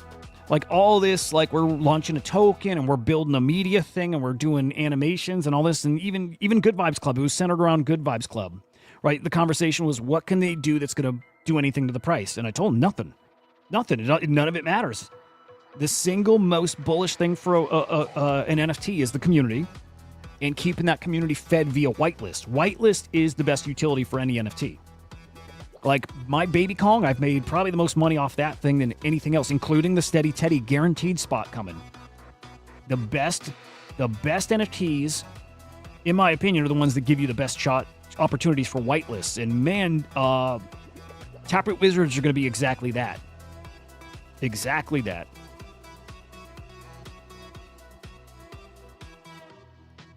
And when we get fungible token season on Bitcoin again, by the way, Udi's now, or even Taproot Wizards investors in Odin.fun, if and when fungible tokens start cooking again on Bitcoin, yeah, Taproot Wizards are going to eat there. They are. Whitelist and airdrops. They will eat every single one. It's like Bored Apes on ETH get whitelists and invites to everything, right? They used to. I assume that still happens, I think. Taproot Wizards will be that on Bitcoin, but maybe even across ecosystems because, oh, by the way, they're inviting the Solana guys in. At the auction level. By the way, English, I don't know if I saw, do we know what price Dutch auction starts at? I'm assuming no, but didn't know if I missed that. Yep, exactly. Exactly that, Musty. Taproot Wizards are gonna eat. I'll tell you, it'll be so much. If you think we get an NFT bull market especially, it will be so much that it is gonna pay for that mint. You guys have seen it. I'm sure most of you guys have hit something that's made you 10, 15, 20 grand. The opportunities you will get from having a Taproot Wizard, it's gonna pay for the Taproot Wizard. You're literally gonna ride this thing for free. It's such an obvious play.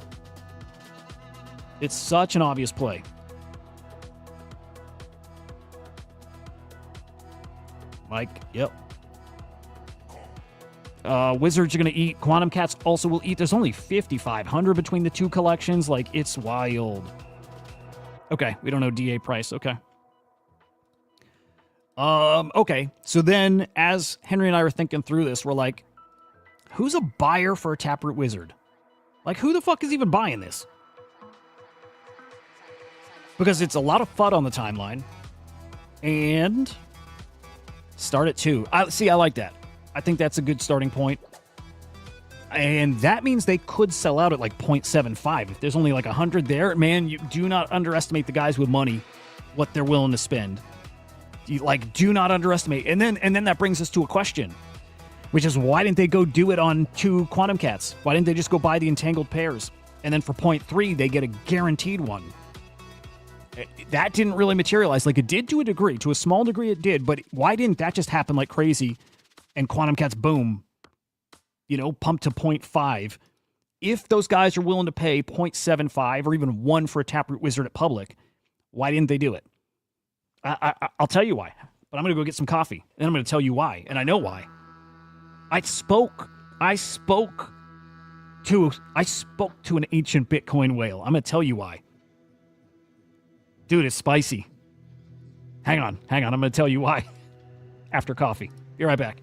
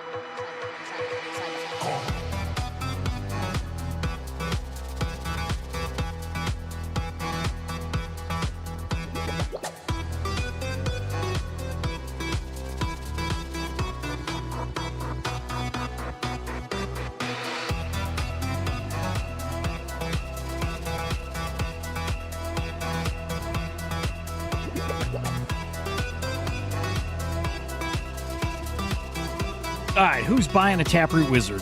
I'm going to tell you who the fuck's buying a Taproot Wizard. And there's going to be a lot of people. Okay, so the conversation was, you could lock in a Taproot Wizard. Dude, these are at 0.09. Holy shit.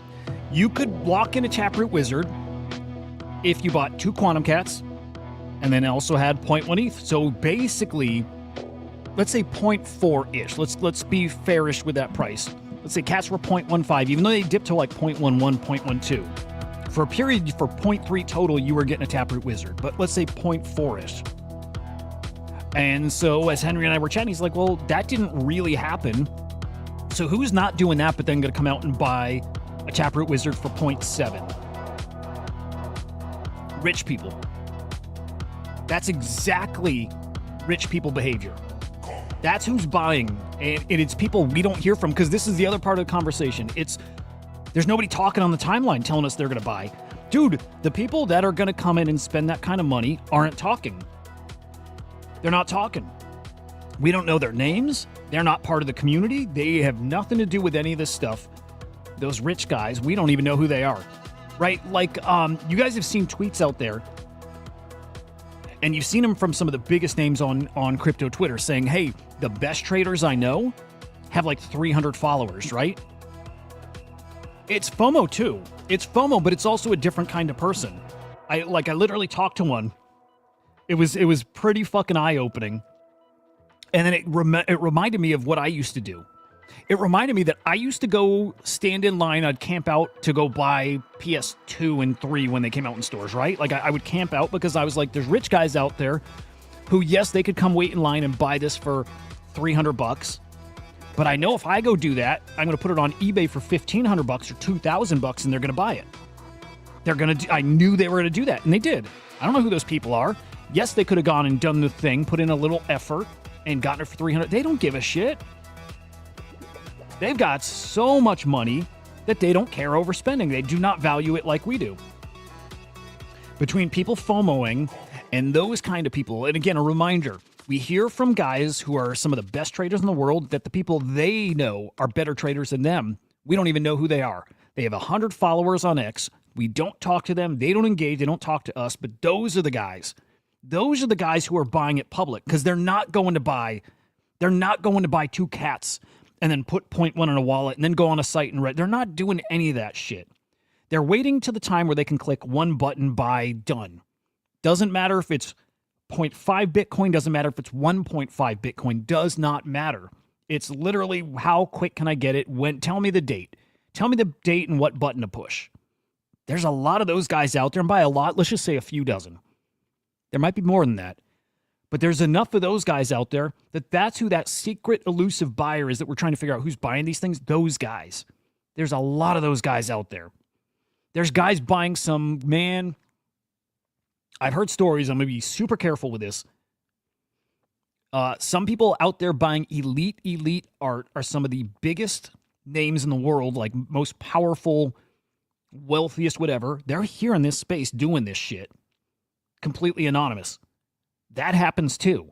There's a lot of people with a lot of money who are going to do this stuff, and they just want to click a button, and they'll overpay because they just want the thing and because they can do the thing.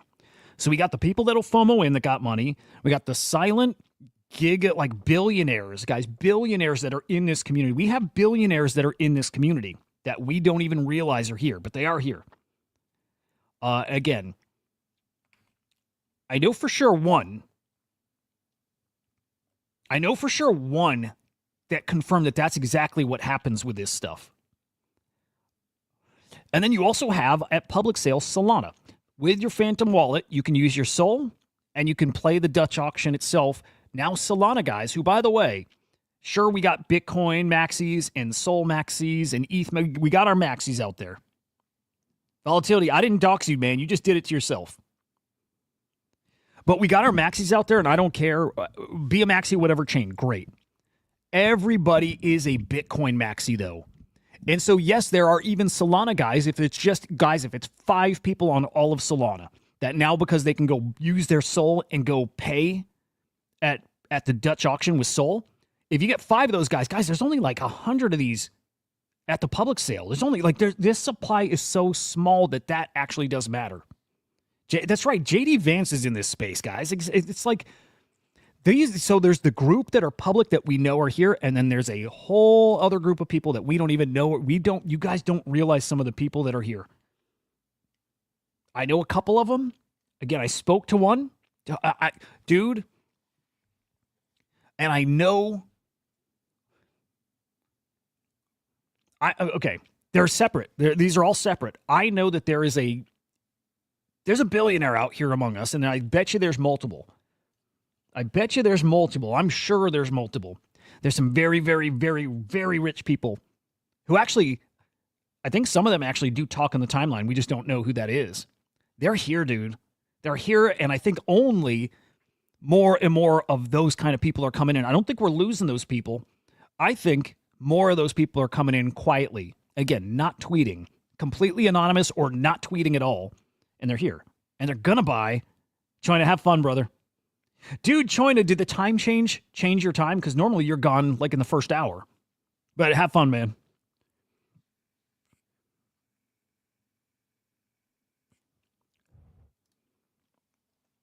There you go, Musty. It's a small. If it moves the needle this much, it does not take much to move the needle when the supply is so tiny. That supply matters a lot. So our buyers, who's buying a Taproot Wizard? If we didn't see the demand on Quantum Cats when you could entangle them and get in, then where are they? They're coming from places that are not even on our radar, and they are out there, and it's only a growing number. The end. It's reality. It is what it is. It is absolutely a thing that happens and will happen, and especially on this collection, big time going to happen. Plastocytes, yeah, your Bitcoin Wizard bag is interesting. By the way, are those even out yet? I'm so confused with like what are they? The unsanctioned wizards and the Bitcoin Wizard ecosystem. Super confusing me. I don't know. I don't know what it is. I don't get it. Timing is super interesting too. We watch punk sales. We watch X-copy sales. That's like a leading indicator for us, right? We just saw a $3 million sale about 4 weeks ago, maybe 6 weeks ago over on ETH, right? It was the Masquerade. $3 million that went for. And maybe a little sign that those art collectors are starting to wake up a bit. And we had a big one yesterday too, guys. $600,000 for an X copy. A couple other X copy sales too, but man, I wonder if people are starting to wake up. It's like, okay, I say follow what Trump is doing blindly. That man is not pouring his money into a thing that I don't think he knows what's coming, right? I'm talking like World Liberty Financial and, right, like all these little things. They're big time signs of what's coming. I think guys who are spending this kind of money might, and I mean this might, I don't know, but might have a little insight into stuff that's coming too. This has to do with the stablecoin regulations, yes. It has to do with maybe in the United States buying big. It has to do with them knowing what direction this is going, and maybe something just woke these guys up too. And maybe they're getting a little spendy around now for some reason.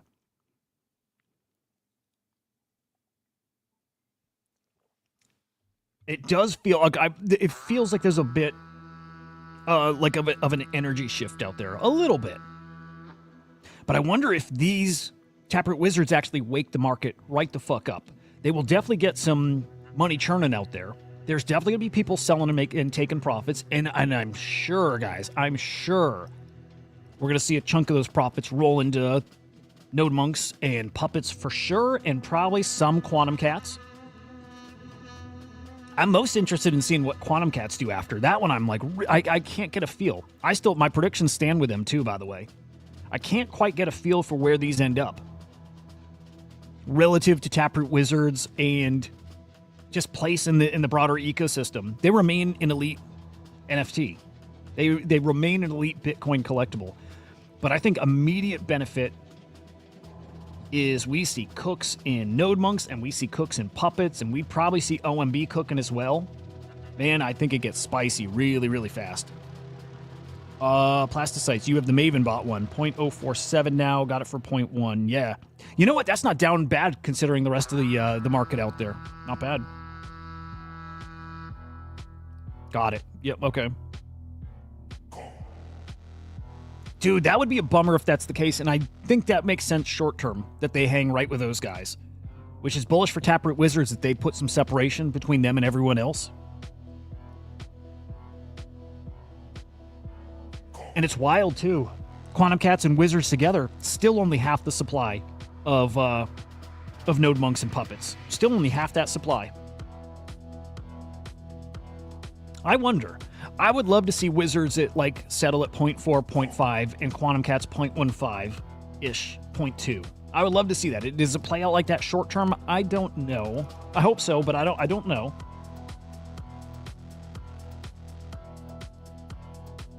But I'm feeling like this market's about to look pretty interesting in the short term.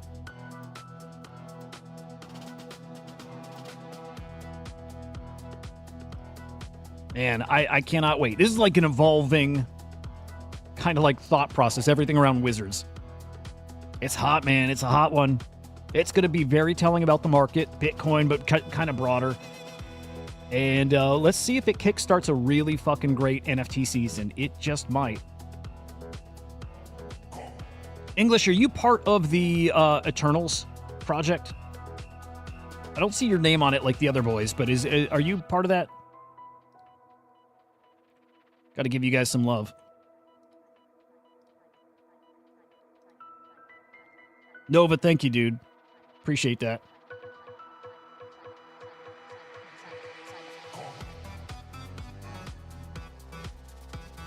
I love the weekend streams. I really, really do.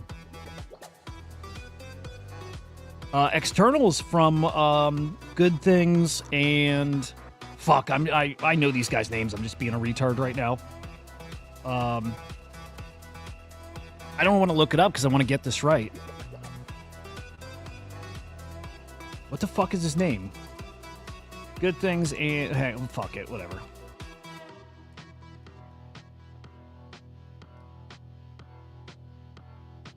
Not them. That's not the one, is it? No. Jesus Christ. Polymath. Thank you, man. Cool guys. I think that's our Polymath. I might be... I might be wrong. No, that's him. There we go. Eternals, new Ordinals collection. Should cook.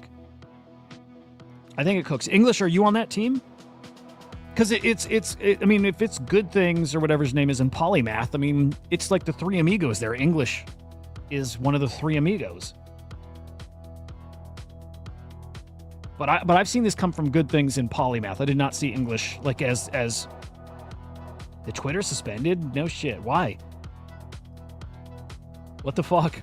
I did not see English officially on this.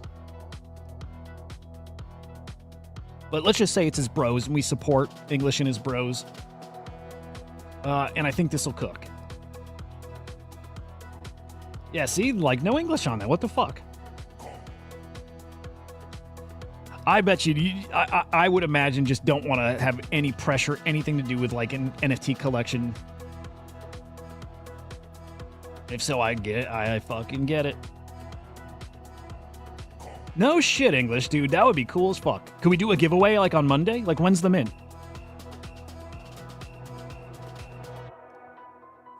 Very cool. Dude, why don't we give away a spot here?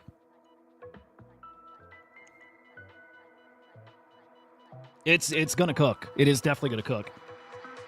It's like, you know, dude, my go-to Ordinal show. I talk about Ordinals here, but I'm not an Ordinal show. I maybe should be. But no, like, my go-to show is, like, their spaces. They've got the best. They look, block runners are great. The Ordinal show, is that the Leonidas TO? There's, like, other show, but, like, English's show is the show. Gotcha, okay. Their show's the show. English, did you guys take a break from the show, like a couple months? I swear I did not see the spaces going on for a minute, and it might have just been my algorithm. I didn't see it, but like everything Ordinals, I know it's back now at least, which is awesome. It is the best Ordinal show out there, period. Guys who know this shit, and super entertaining. It's the best show out there for Ordinals. By a mile. By a mile. I'm trying to think how we could do a giveaway then. I'll do some retweet bullshit. I don't know how I'm going to collect addresses, though. Placeholder, dude, thank you very much, man. Oh, okay, 2 days a week. There we go.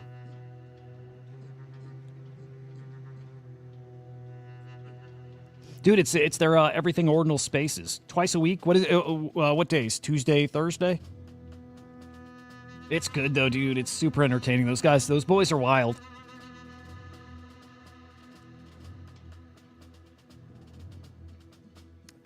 Bro, I'm not OpenSea.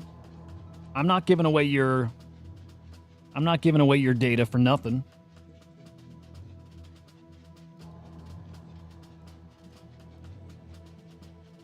All right, let me think for a few how we can give away some spots. Because if I tweet it, I know it's going to get filled up with addresses that are just bullshit. Yeah, let me think on this a minute. Tuesday, Thursday. All right, cool.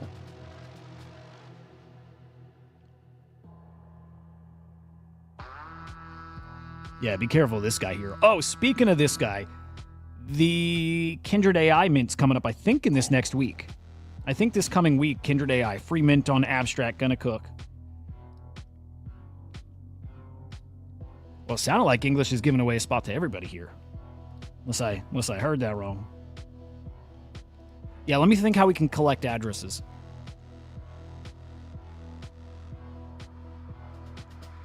How about this? If you... I need to get a tweet. I need to go engagement farm a bit. And I might just have you guys DM me. Don't DM me yet. Fucking A. It's too late. I said the word. Okay, let's get confirmation that we're going to give whitelist to everybody. If so, I might just say DM me your addresses, but that's a nightmare. Private Discord. Now, I can definitely do one there. So definitely in the Discord, I can definitely go collect addresses there. If you're in Discord already, let me pop up here. Let me wait to get confirmation that everybody here can have one. If so, I'm just going to pop up a little channel there that says drop your address. But you also have to retweet the tweet that I'm going to do.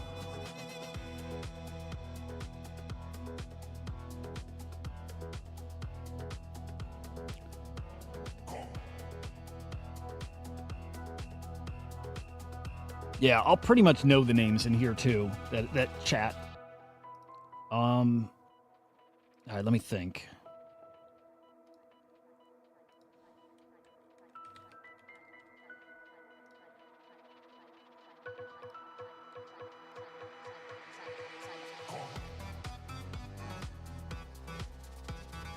Okay, I'm gonna make a form.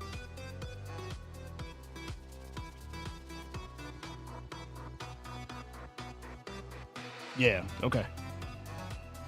I'm gonna make a form. I'm gonna drop it in Discord. Do not share it.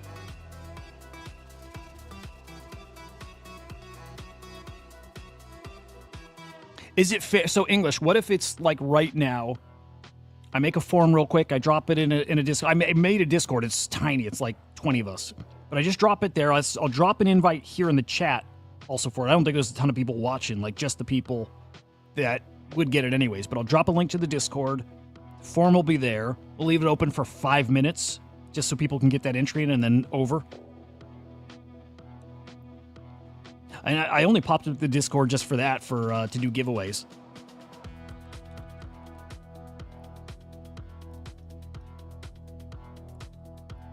Not the Crypto Slam Discord. No, sir. Just a private one for this. No?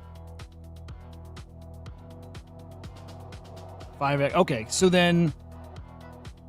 Alright, you DM me after and we'll figure out the Discord thing. Giveaways are so messy. I'm trying to think how to get all the people that chatted. Oh, everybody who chatted in Discord in this YouTube video, DM English. DM English your address. There we go. No, I just fucked it up for all of us. Do not DM English.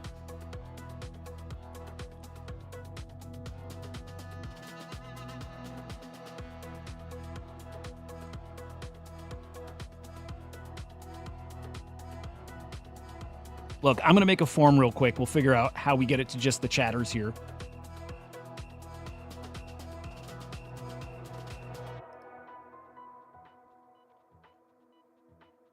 I am.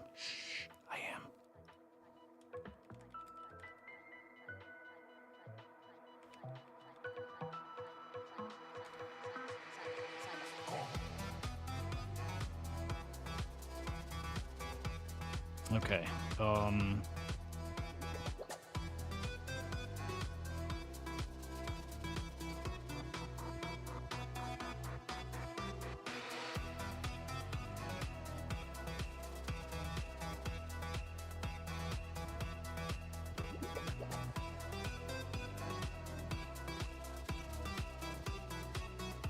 Okay, I think we're ready.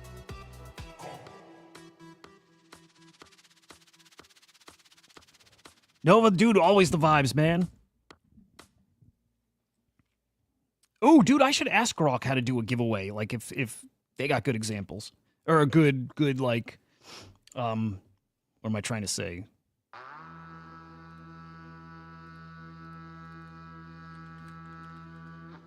Whatever. Okay, I think we're good.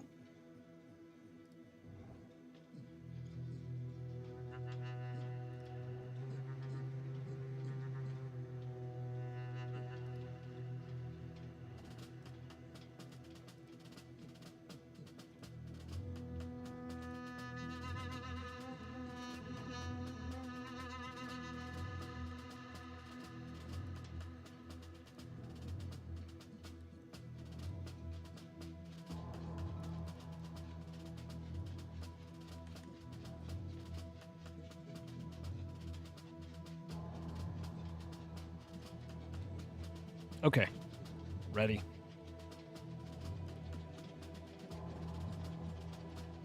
I'm just going to keep it open for like 5 minutes here.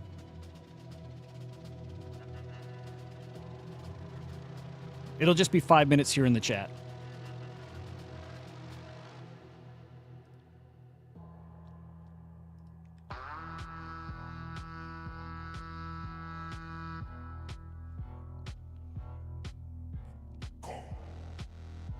So, Home, that's interesting because I had the bull do that for a while and it was awesome, and then it turns to chaos. I'll see if Grok can do that. I'll do a little test with that. Maybe if English gives me 5 spots, maybe if I can use one for like a little trial run with an AI that picks a winner, would be cool.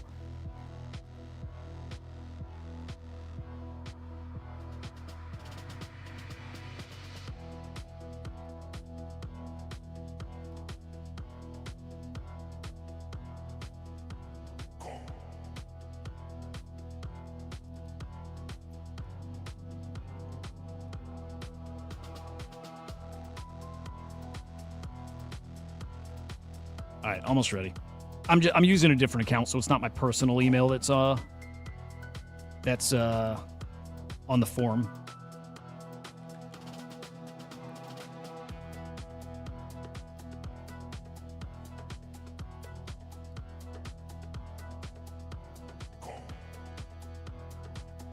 Okay.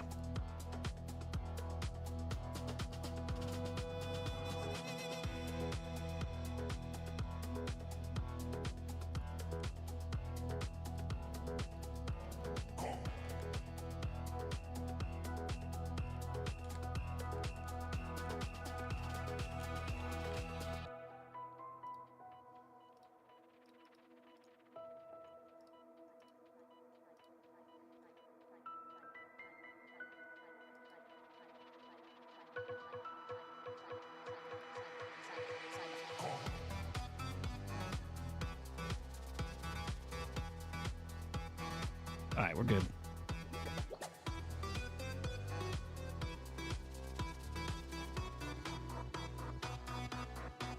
How many for YouTube? 10 plus 5. So is that 10 for YouTube? Let's do 10 from YouTube. Okay, and then 5 for however. Okay.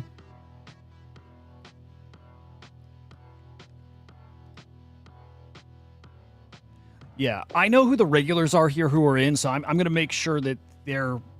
Look, if I get 10 spots here, If I get 20 responses here, I'm going to hand select the guys at first who have been chatting here. And again, I'll know the names. Let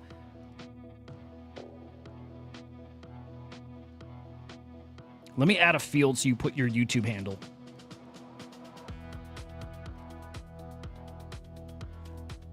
It's the best I could do, you know?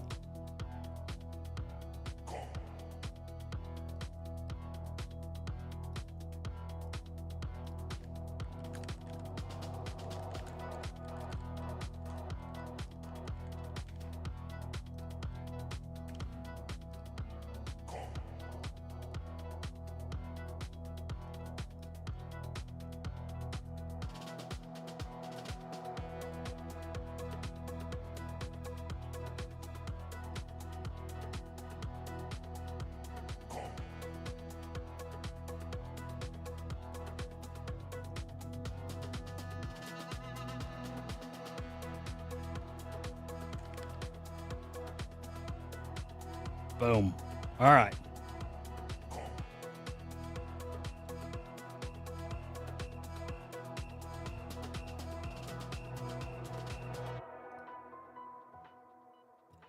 I will. I'll drop the Discord as well. I will also pick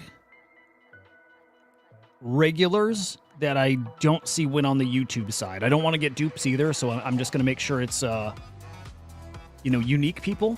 And also regulars. English, thank you very much, man.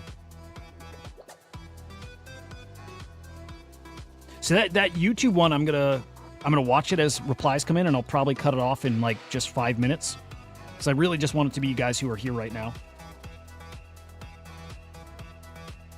So let me watch the clock here. You know what? I'm gonna do it when the song ends. Actually, before even the song ends, because it's a long ass song. But Gangster Man, thank you, English. Wallets and Discord IDs. Okay, shit. Okay, hang on. I gotta edit the form and get Discord IDs on there. Most of you guys I'll know how to reach out to, right? So I'll be able to ping you and get your Discord ID. But I am gonna update the form right now to ask Discord ID.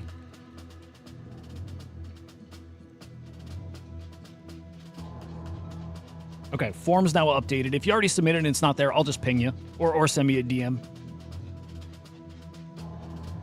And then the YouTube one's going to close in just a couple minutes. It's again, if you've been watching, you probably already submitted.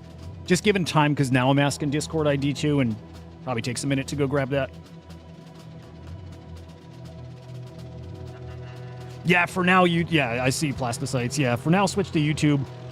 I'll find ways to do this. This is just abstract and Discord as well.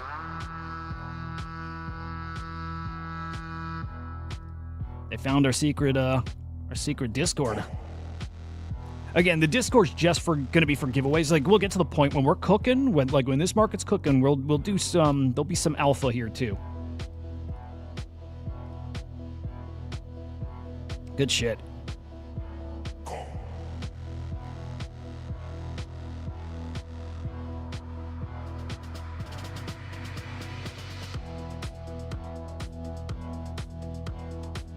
What's the mint price? And I think we saw first come, first serve. Let's just put your, Elijah, just put your YouTube name. I think, you know what I mean? Just type it out. Like you would type Elijah guy. Tell me if I fucked the form up where you can't type in there, though. You know what? It might have grabbed it. I'm not sure. No, it looks like it's okay. All right.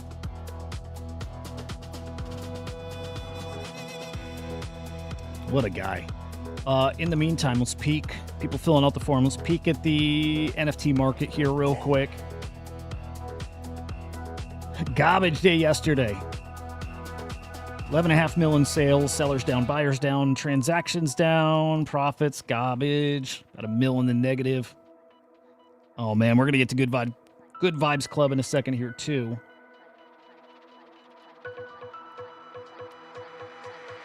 Dude, nothing crazy. There's no... I wonder what this 7-9 collection is. Yeah, what the fuck is that?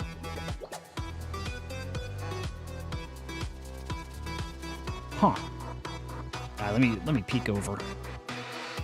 Mint price TBA. Okay.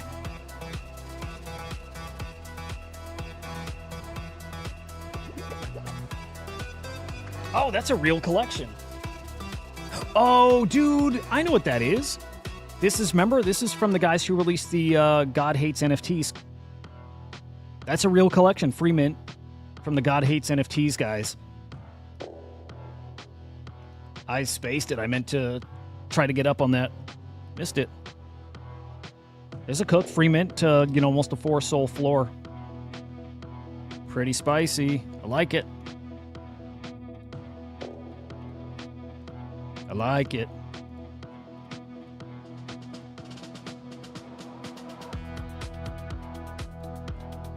All right, that's going to close in like a minute. Just a heads up.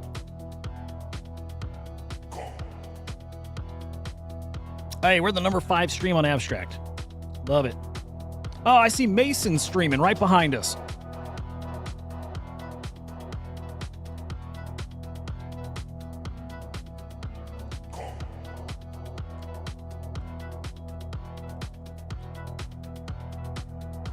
I've still got like 28 of them things. You got 28 flares? Goddamn. Okay. We're about to close the whitelist. I think it slowed down anyways. I think we got everyone. So we got 17 entries. I'm going to pick, because we're doing 10 there, I'm going to pick the guys I know we're chatting there in the morning. And I know the names, right?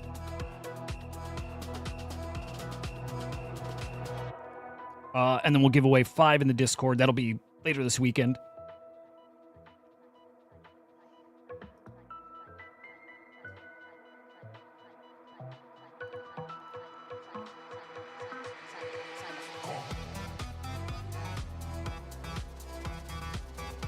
All right, let's close the forum.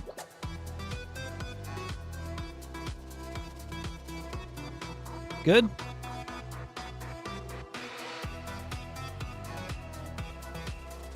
Okay.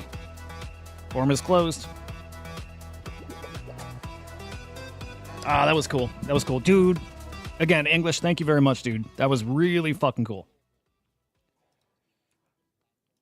That was really, really fucking cool. And, man, I'm excited for NFT season. Whenever it comes, it is going to happen this year. It is. I think it's this fall. Actually, I think this summer we have a hot NFT season. I do. I think it'll be and not for any specific reason, but I think it's going to be like 2021 where it's going to feel quiet.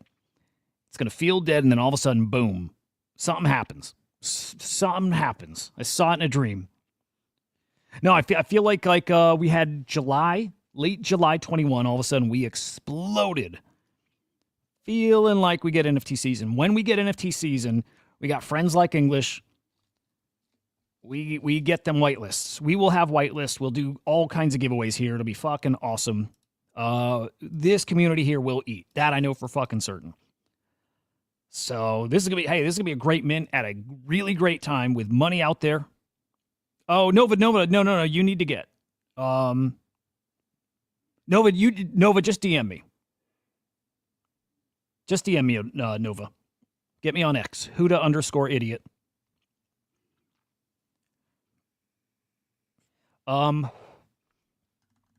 Yeah, I think things are going to be pretty spicy. At some point this year, it's coming. So yeah, this comes up.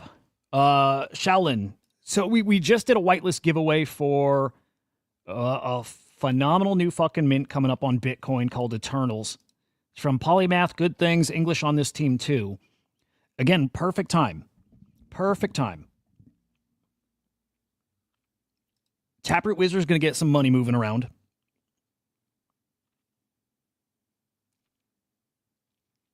And I'll be covering it, by the way. Like this mint, we'll be covering it, so everybody here will know date, price, all that stuff. But I imagine it's soon. I imagine a lot of projects want to get in like around the wake of Taproot Wizards, and I think we'll have a good week or two where it's just money's moving, man.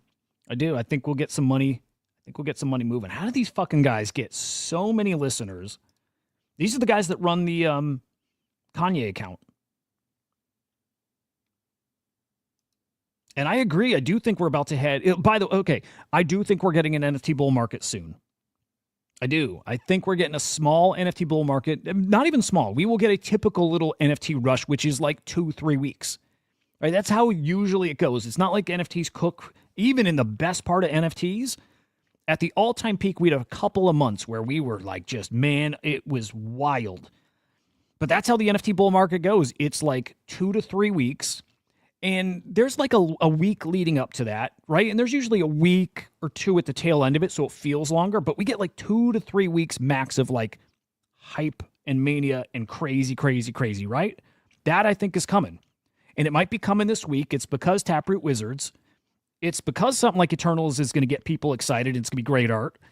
It's because we got Steady Teddies and Mibera minting as well. I think Mibera is coming in this window. It's because... Oh, dude, English, you know what's funny, dude? More and more, like, I do research into, like, shows and content and that kind of stuff. I know it's all Mario and the Falls stuff. It's all botted. All the numbers you see are fake out there. All of them. Because I'm like, okay, at this point I've been grinding this out for a year and a half. I don't think this is the best shit out there, by the way.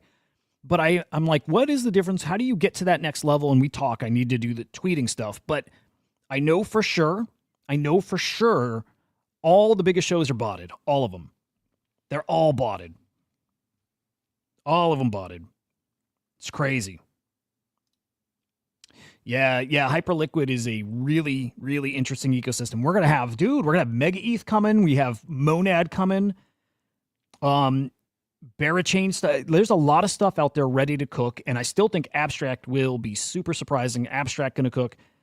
Mario's so botted. He reached out to the Swarm, which is super fucking cool. I'm being careful with that, right?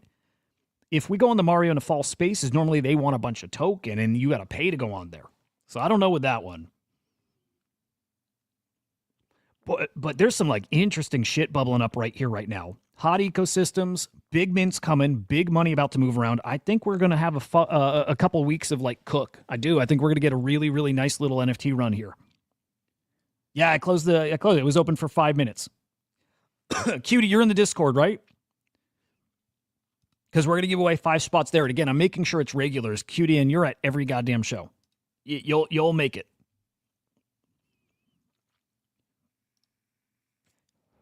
I'm always impressed by even the show streams I do because it's organic. You guys are fucking amazing. Always turning out. And then Good Vibes. That's the other piece. That we had a great collection launch here too. Like a great collection. So the stage is set for something really spicy to happen here over the next couple of weeks. I think it's here, like this week. Taproot Wizards gets it rocking. When those, a few days after mint, I think is when they drop. When that starts, when we start trading there. John, did you get entered on there? Did you get your entry in, John? What I might, like, again, I'm going to look at it, make sure the guys who are chatting today, and I'll go back through the chat, get on there first and foremost. If then there's like some extra ones there to get us to 10, maybe I do a wheel, like a picker to fill out the rest of them. John, I know you're here a lot. Don't worry, I know. Did you get on the forum? And again, we'll have 5 spots to pick in Discord as well. Like I'll do a giveaway over in there.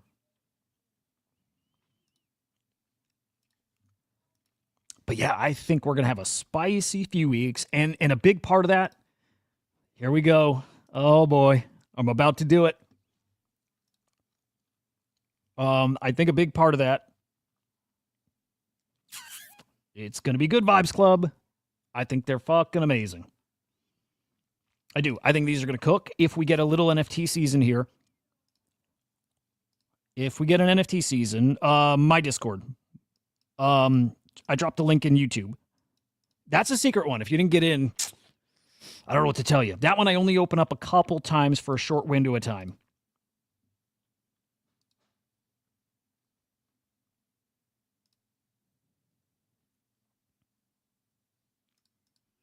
In fact, Now I got to kill it. Now I got to kill it. Where's my server settings? It's time to close it again. Server settings, invites. Where the fuck? Oh, man. Invites. Okay. It is now closed again.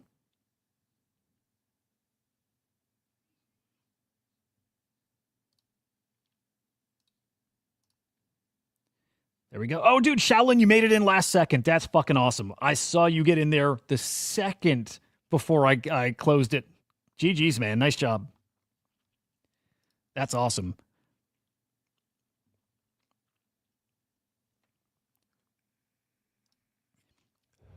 I'll tell you, Mike, it's partially I keep doing this song, but I love it. That is partially the Taproot Wizard effect. Everybody's smelling what's coming, right? Like there's a shark in the water now. Everybody's smelling there's going to be blood.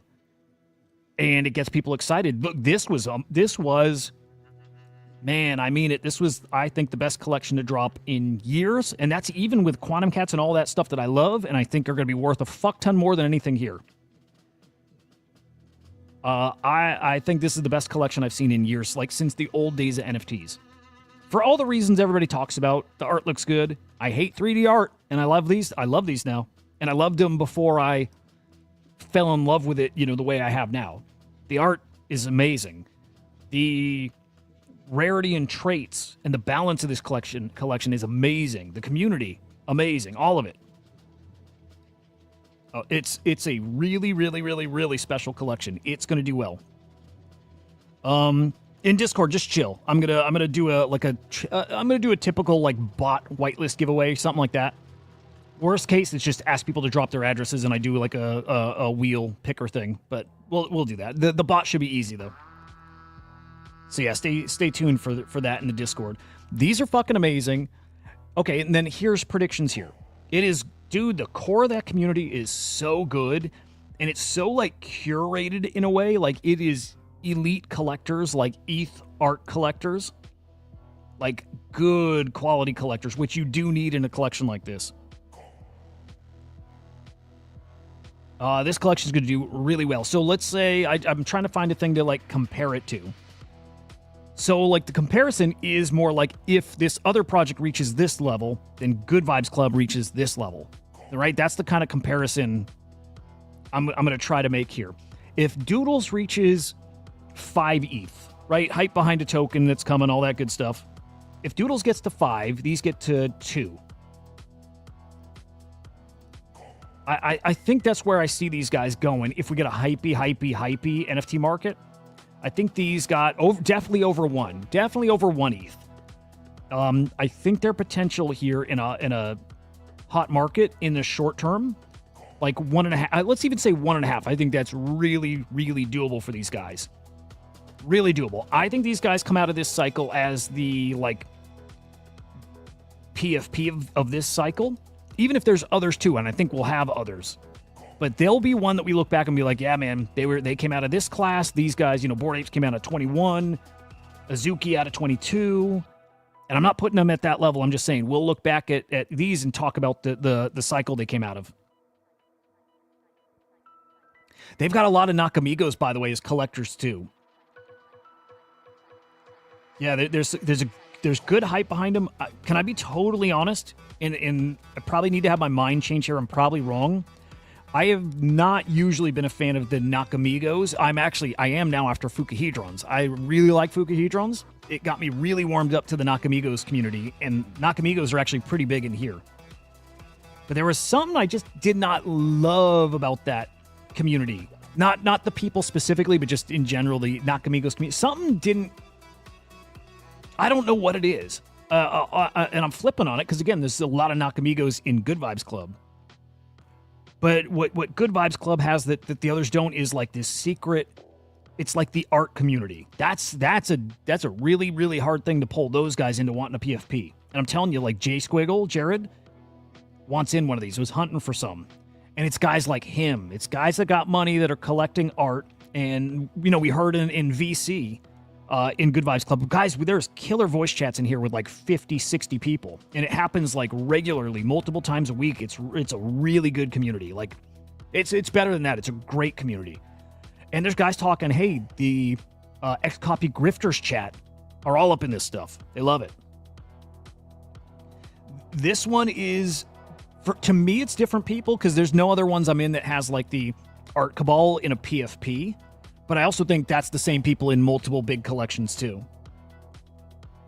Oh, dude, yeah, it's the 21 class. It is. It's like it's a little more experienced collectors, and they happen to have deep pockets because they did well. I think previous cycles. They're all in this one, and they're collecting. Like they're not grabbing floors. It's not the sweep and floor game and flip stuff. There's people there doing that too, and there's a lot of bots, right? Throwing offers and flipping these things and buying and then relisting like 0.03 higher. That is happening. But those guys, the 21 guys, are in here and they're collecting well above the floor. Like this guy just sold for 1.2. If you look at prices, it's regularly well above floor. This guy 0.4 something and then relisted 0.52, right? This guy bought an hour ago 0.55. It's all this collecting well above the floor. There's people who genuinely love the collection. Genuinely love the collection and are just buying the shit they love. Oh, that's who did it. Wait. Yeah. Is TMA Musty the guy we were talking about in VC a couple days ago who bought like 100 of these? Is that TMA we were talking about? If so, I hadn't connected the dots, but I see him in the GVC voice general chat. And I didn't know that was the dude. Yeah, Doodles Token. Okay, cool. Dude, that's awesome. You know what? Again, I think I even chatted with him in the GVC chat. I didn't know it was him. That's cool. Yeah, there's some really good collectors. Really, really good collectors in Good Vibes Club. And again, the vibes are really fucking great. I do not love that because they got so hot, it definitely got in the speculators. And like, it's a lot of floor talk now. Yeah, dude. What's his handle on X? Is it TMA? Let me pull it, like TMA.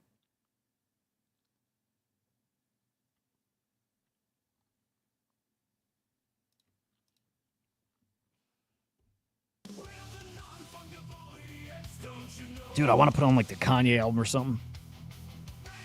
Dude, Plasticites, they're amazing. It's a phenomenal collection. TMA 420. All right, let me see if I know him.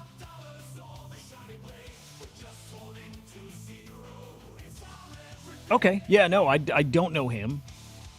I didn't realize that's the dude. Okay, cool. All right, well, following him now. I definitely see him in the chat. That's cool. I love all the, like, kind of interconnected kind of little groups out here. It's cool. But they're going to be a cook. They're going to do really well. Again,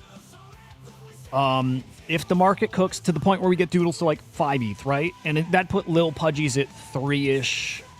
ETH, I think, maybe 4. Like, it's hard to say. It's such a different time here. If it's Pudgies back to 30 and Bored Apes to 25-ish, and like that scenario, that's where I see Good Vibes Club at like 1.5, 2, maybe 3. Right? They have that kind of potential though. It's what, even keeping it even more like zoomed out. It's just whatever is like consensus. High priced, wherever the best of the NFTs from this cycle end up, they're going to be there. They are that. We're talking multiple ETH. They will be there. Funkari. Huh. Dude, I didn't even know. I don't know what that is either. I feel like really fucking out of touch. He's an advisor for Honey Jar? No shit.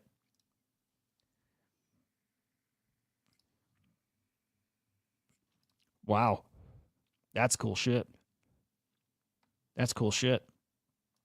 All right, yeah, I'm going to definitely hit him up. Again, I know I've talked to him in GVC General. Didn't know there was that connection. That's cool. Let's keep the jams. Dude, I've grown to love this song, by the way. It's a jam. TJ, dude, thank you very much, man. L4 or Lania, how do you estimate future? You kind of can't. Floor price, it's a guess. Anybody giving you predictions for floor price, it's a guess. Because like every cycle is so different, we've totally gone through a reset, like how we value NFTs. So it's impossible. I can just go by like where we've been, and I can measure their quality wise, and that is the art, and it is the trait stuff, and the care that went into that, and it is the community, and it's also their potential. They are building stuff. I just say these are top tier community quality across the board. And so if we have a hot NFT cycle and we start seeing new mints that get into the multiple ETH range, these will be there. These are there. They are that quality of they'll stand up with the best of the best, but because they got such great collectors, that's what helps it get there very, very easily. So potential 1 ETH, 1.5, 2, and the sky's the limit for how crazy people want to get. I just don't know if people are willing to get crazy. It's impossible to predict. I just know they're very, very good. Like, very good. Very high quality, and people love them. I love them. I fucking love these. I got 4. I wish I had... Dude, if I were liquid, I would... Dude, I would have as many as I could possibly have. Here's my crew. I think they're incredible. I have no desire to sell them. None. If they get to, like, 1 ETH, I'd be like, maybe let one of them go, like this guy, first on the block. And then the rest of them, it's like, I like to PFP this guy. This guy's nice and rare. He'll fetch a premium in a hot market. Like, I think I'll get a couple ETH out of him. And this guy, I think, is just wild looking. I don't, they got really great potential. 0.5 ETH, not even, I would never consider letting him go there. Up to around an ETH is, I think, about letting one go. And again, we just got to feel the market. It is a special, special collection. Elijah, dude, have fun surfing, man. It's great to see you.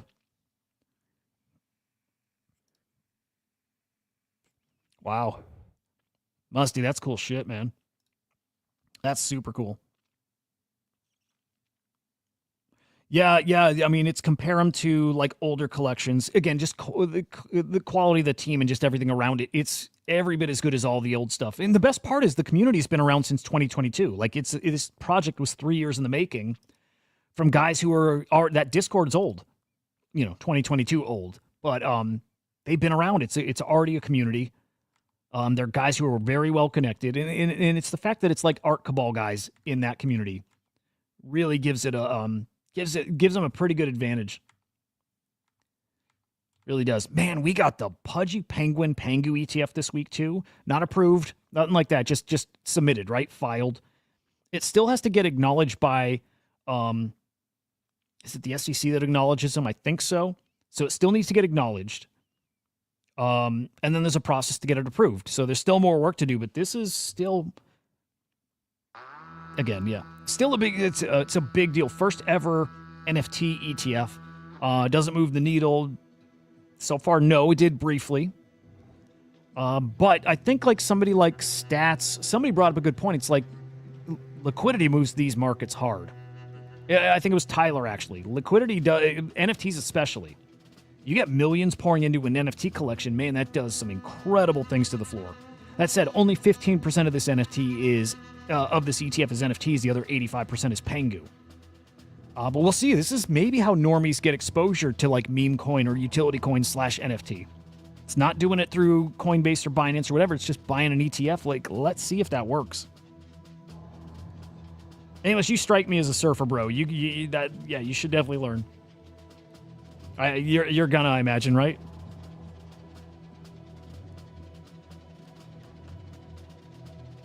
But yeah, this is cool. It's bullish, and it's, at the very minimum, it's a step forward for NFTs. Even if it's not approved, it's a step forward. I like that Luca calls himself a leader for NFTs. Like, he's doing this, of course, for the benefit of his community, but it's doing this kind of on behalf of the NFT space too. It's super cool. It's a big deal. It's a big deal. Let's find Igloo Inc. Find that official announcement here. Anybody new watching, by the way? Because I imagine there's some new people over on Abstract. We've got a good number of viewers. Guys, we do this 7 days a week. Just an FYI. 7 days a week we stream. It's fucking blast. But yeah, every day of the week, right around the same time, right? 9 a.m. Eastern time, Monday through Friday. I do that over on a different YouTube channel, but on Abstract, same place. And then weekend, again, my personal channel is where I stream on YouTube. That's Inside NFTs. And but again, same place on Abstract you're watching right now. But 7 days a week. It's been a year and a half. Hang on, longer than that. Started streaming end of July. January, February. Dude, it's almost the end of March. Dude, 20 months. Holy shit. I have streamed every day for 20 months now. Holy shit. Dude, holidays, doesn't matter. Every day of the week. That's fucking crazy. Okay, I'm gonna be, you guys remember, I had 1 day off. I got here, ready to roll. I might have even started the stream, but I had no voice, gone. I was so sick. And I've streamed sick. I streamed every day when I had COVID twice. Like, I stream when I'm sick. I don't care, but I had no voice. I literally couldn't make noises. But every single day, well, just give me that day. I'll just keep, because it sounds better, right? But every day for 20 months. Crazy. It's so fun, too. I love it. So yeah, stick around and follow and all that good stuff, just so you catch all these streams. At this point, though, Monday through Friday, it's like an AM crypto NFT AI show, but in the afternoon, I have a second stream that's it's AI focused. It's just AI. It's called the Swarm Report. I work for Crypto Slam. With Slam AI, we have an AI agent called the Swarm. Actually, should we peek at the Swarm, see how it's doing? I'm kind of curious. Like, nothing in AI is cooking right now, but. Hang on, let's pull it up. Considering how the AI market is, I'm pretty proud of this fucker. Mill market cap. Launched this on Vader, right? Vader AI or Vader Research. Pre-sale, 300K market cap. It's still a 3x from where people got in, which is incredible. There's the Swarm. We're going to be part of Virtual's upcoming Swarm with AI XBT. So the Swarm and AI XBT going to be working in a Swarm as part of a autonomous hedge fund investment DAO, which I'm fucking pumped about. You'll see official announcements about that soon. Virtuals, I can only say it because Virtuals tweeted out like a diagram showing the Swarm in the Swarm with AI XBT, which is cool. Dude, maybe we need to get Patchwork Naval in so he actually can do something. Dude, can you believe we're running circles around that agent now? I don't want to say it's sad because we have a team of devs, right? So it's different, but nothing that was said that Patchwork Naval would do is he doing. None of that ended up happening, which is, it's frustrating, and I get it. Working for a team and builders, and so I get it. Sometimes you want to do something and it doesn't work out. I don't know with that. And big old X Factor, man, that dude lost his house in those LA fires. Like, I get it. If he couldn't give it the full attention that it needed to have, I get it. But I think he bit off more than he can chew, too. I lost like 15 grand on that shit. I'm holding to zero. Why not at this point? Ride it to zero. But maybe we get him. Maybe we get him in the Swarm somehow. I don't think that's a bad idea, by the way. Maybe I reach out to board Elon Musk. Anyway, there's the official announcement from Igloo Inc. Canary Capital files for Pengu. Hang on, guys. Sorry. Hang on. Smoke detector's going off. BRB.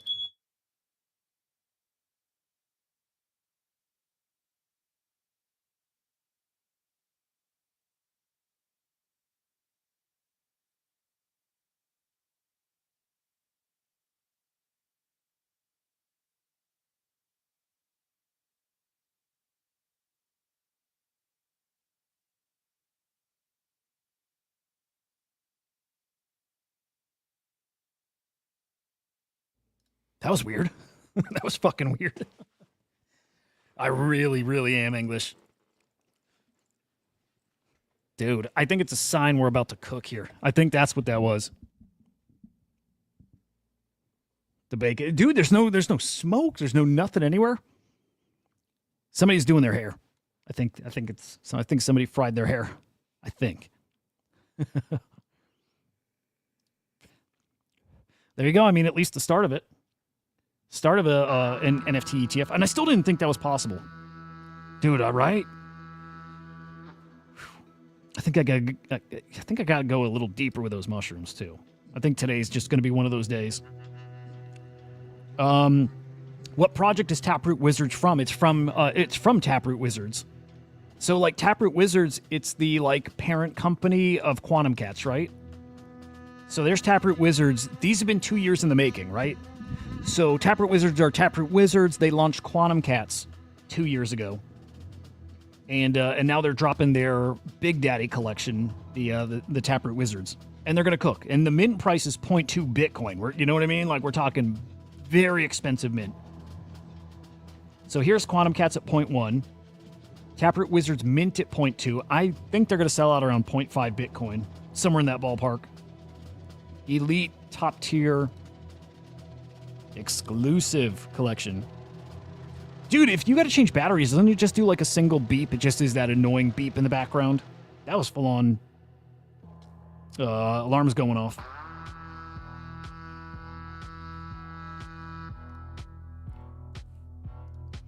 Taproot Wizard's gonna absolutely cook. So like Xcopy, there's some, I don't want to say sweeping going on punks, because, you know, we're not seeing major floor sweeps yet, but, I mean, one person going in buying 4 punks still is something to pay attention to. I thought I did show Taproot Wizards. Hang on. They're fucking beautiful. Oh, dude, what I really want is to find the collection on Magic Eden.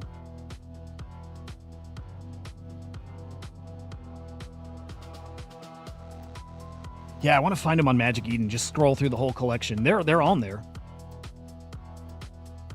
Where's that screenshot I had? It was from Far, right? I think Far had it. But yeah, I want to find these on Magic Eden and scroll them. They're fucking beautiful. They're so cool looking.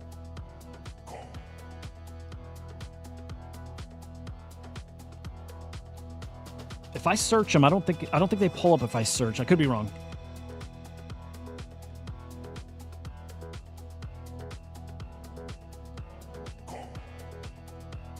Like, this is a fake collection, I think.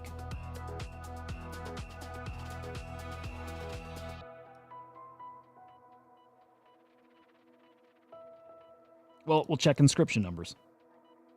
These are in the, like, 150K range, then they're the real deals. Oh, yeah, this is the real deals. Yeah, this is them. Okay. There we go. That's them. All right, we're going to full screen this. Because they're absolutely stunning. They are. By the way, we're still getting all the traits revealed on Quantum Cats. We've got 20-something layers to reveal there.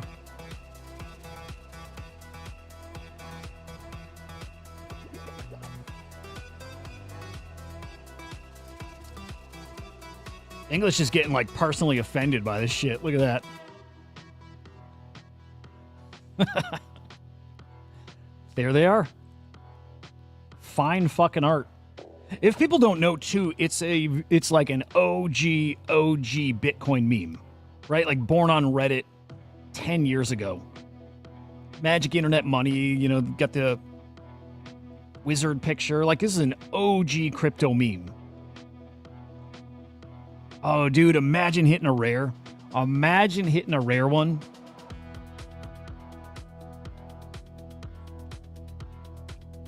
So there's legitimately a few for sale right now. At 4 Bitcoin. I wouldn't be shocked to see one go. I wouldn't. They've probably been listed a minute. What kind? Oh, this is good. Let's see if people throw in offers. Listed at 10, listed at 5, listed at 4. Have they ever had spicy offers?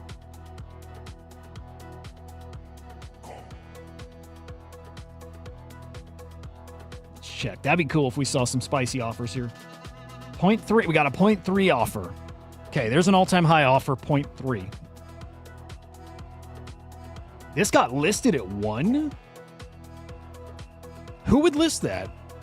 English, why would somebody who listed that? I bet if people knew that was listed at 1, that would have gone. I bet you if people saw that out there, they would buy it. And I'm actually... Okay. Should we make a out there prediction? It's not going to happen, but what if ahead of the mint, one of these got scooped for 4 for the culture? You know what I mean? Okay, let's go to the traits English. What trait are we looking for? Oh, we're looking for Englishes right here. Hang on.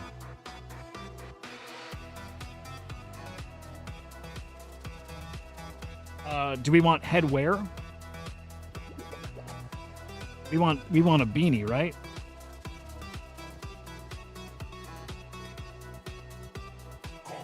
All right, let me see if I there's English, right? Is that you right there?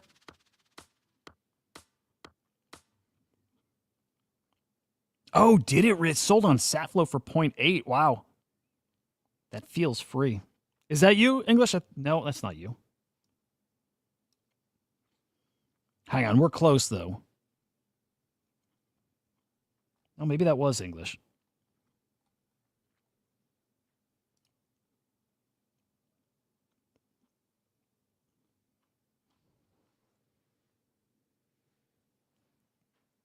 Yeah, okay, that is English. Look at that beauty. Look at that fucking beauty. I'm going to PFP that right now. Thank you so much, English.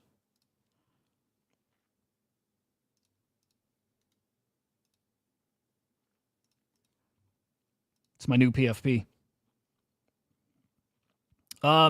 Dude, holy shit, a rare Mr. C sighting. Holy shit. They mint on Tuesday. It's good to see you, brother. It's been a minute. Mr. C, one of our like OG idiot friends.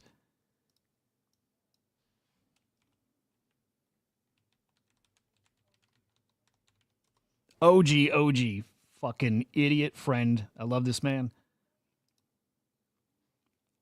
Oh man, he's good looking. English can never sell him. Never. So it's a good thing he's going to get another 1 or 2 or I don't know how many he gets, but it's a good thing because he can't ever sell that guy. So in a way, he's worth nothing. Look at that fucking guy. Glorious. He's fucking phenomenal, dude. Fucking phenomenal. Let's see. Okay, I'm going to show you guys like the rarest, I think, in the collection.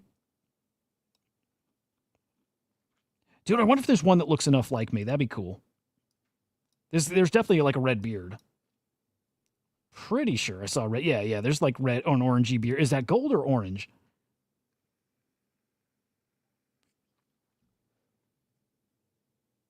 Beard. Yeah, the fire beard. Oh, dude, I need a fire beard.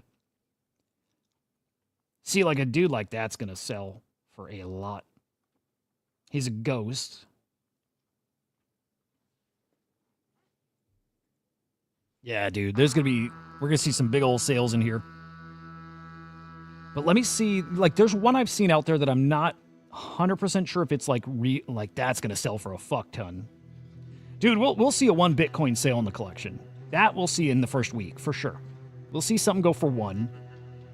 I still think we settle 0.4-ish, maybe 0.5. Like that's a fucking great one. Like that guy. We'll see some big. Look at that guy.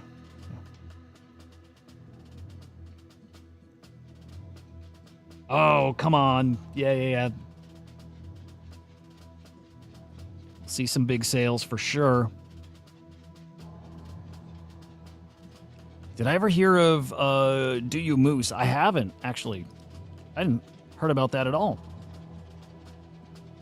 What do I think about IP collection on Abstract? I don't know. Oh, okay. I like it. I like Abstract a lot. Behind Bitcoin, I know it's going to be my favorite chain. So I, by default, say it is now. And I'm looking forward to the Clara Mint.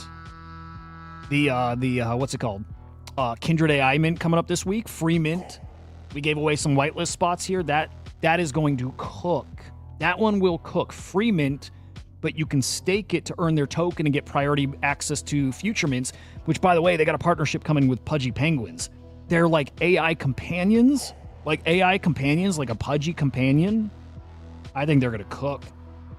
I think they're absolutely going to cook.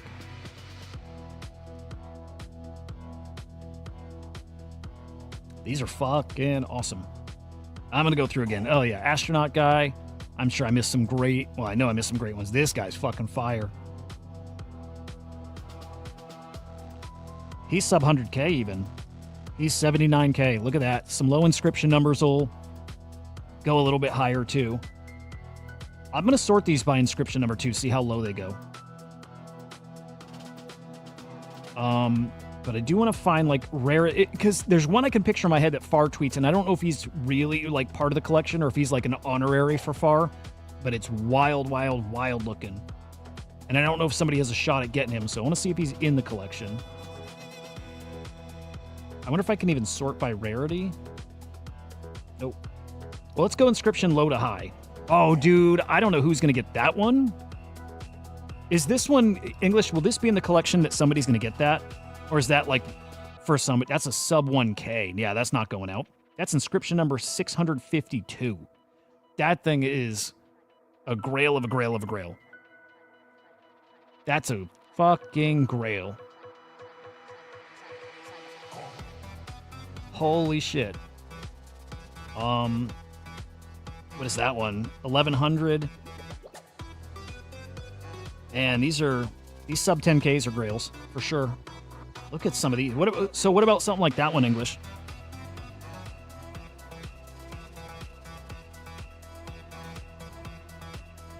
That one's cool.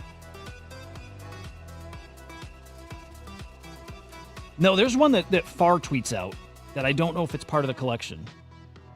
I'll show you. Oh, okay. One of those was the 4 megger. I'm going to go back to it in a second. But I'm going to show you the one that Far tweets. That I don't know if it's I don't know if it's part of the collection or not. This guy. Wait, isn't that one that went at like Sotheby's or something? Yeah, what's the story with this one, English? Not Frank DeGod, right? Oh, I think English. I think the chat's a little behind for me, at least. Okay, I saw the Frank one. This one, I'm curious.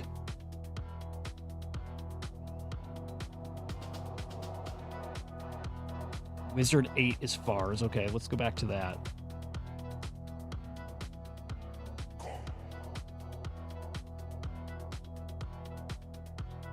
Okay, this one's Far's, and I think he's PFP in it right now. Oh, that wild one is Casey's. Okay. So Casey Rotemore, the guy who created the Ordinals protocol. And Runes, created them both. That's wild. Holy cow. Yeah, right there. So there's the first ever inscription is you know, this guy. Inscription number 0. That is so fucking cool. These are the honoraries. Okay. Man, those are wild, though. All right, so those won't show up in people's in anybody, you know, your random wallet. Minters aren't going to get those, but there's some spicy shit people will be minting here.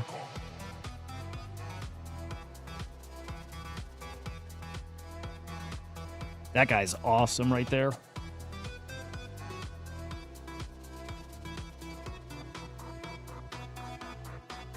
Dude, some people get to get a big fucking payday here. I'm telling you, there are people that are waiting on the sidelines to mint these things.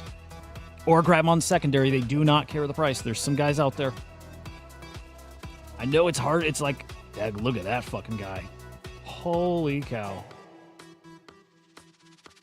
Yeah, I know it's kind of hard to picture. Man, some of these are going to go... Some of these are going to get stupid. That 0.8 Bitcoin buy is going to look like the smartest play in the world.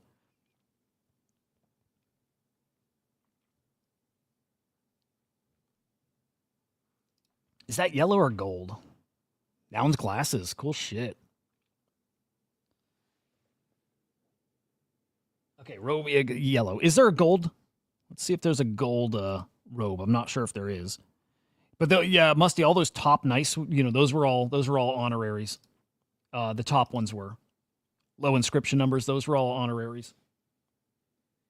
Let me see. The robe. Let me see if there's gold robes.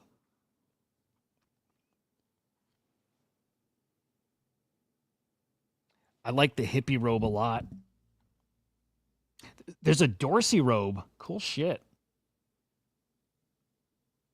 There's a ghost robe. There's a spacesuit robe. Spacesuit is cool. Those are rare. Love that. Yeah, so all the low inscriptions were honoraries.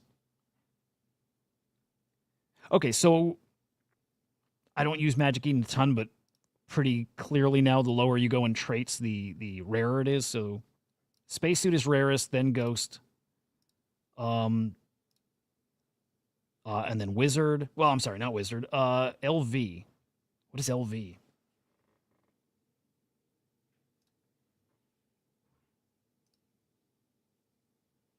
That's cool. These are so cool. All right, I'm retarded. What is LV?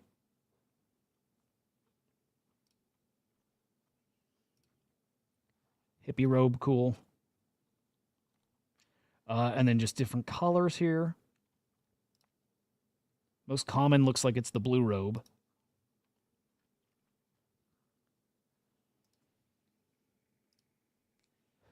Headwear, I'm assuming or the space helmet thing is probably the rarest there. Well, no, it's not, actually. Black beanie. Or black cap is the rarest. Then hood. Dude, there's hoodies. Oh, Louis Vuitton. Interesting. What's up, LRG? Dude, spacesuits we want to chase. Hoodie is fucking... okay, if there's one I need... It's. I think as of right now, it's got to be the Firebeard hoodie. Firebeard hoodie. I think is going to be the one. Cerebral. Awesome shit. Dude, these are so cool.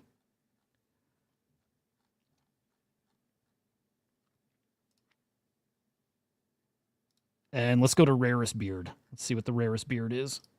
Oh, there is a gold beard. Okay. All right. Gold beard.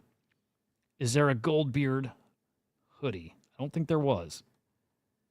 So then gold beard. I like the McDonald's, but that one right there, I think. Is that cerebral or ghost? No, it's ghost. Gold beard ghost. Grail.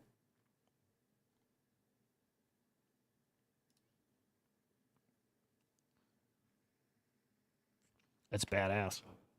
Yeah, with gold beard would be amazing. Go to heads. All right. What head you looking for? Dude, Tuesday's going to be a spicy fucking day.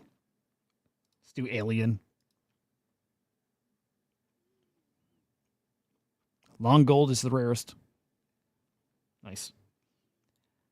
Alien with a red beard is cool. Alien 3D glasses, cool. I really like this guy. Dude, they're all great.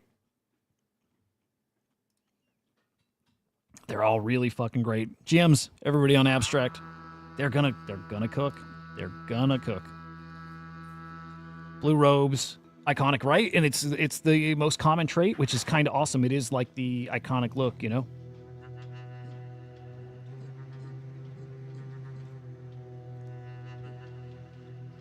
All right, let's go through the heads.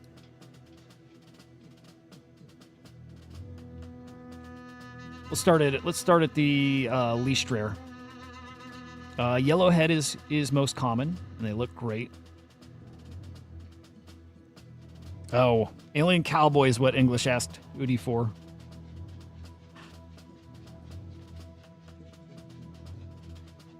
That guy right there is fucking great.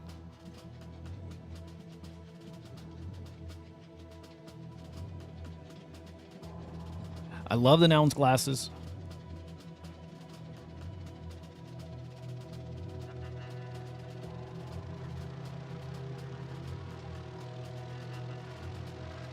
All right, so there's the yellow heads. So yellow heads, common. Blue robe, common. But like classic look.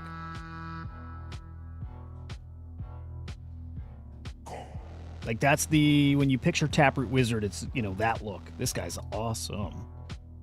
I like him a lot. That's fucking cool. Let's do brown. Spicy, spicy, spicy. Brown gold beard would be fire. Look at that. So space helmet, brown. It's good looking. There's another.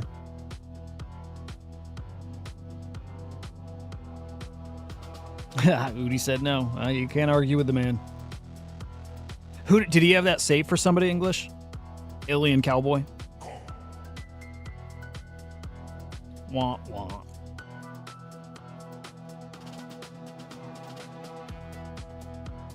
Feel like I just skipped something pretty fucking cool here.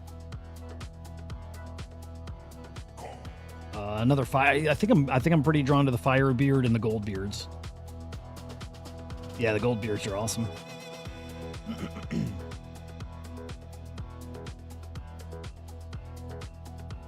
See if we can spot something super rare with that trait.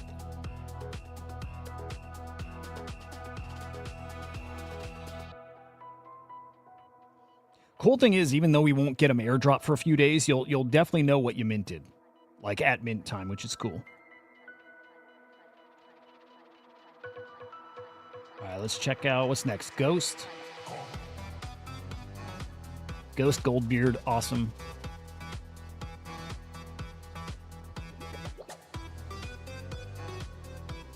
Gotcha. Wouldn't give you the alien. Okay. This guy's cool.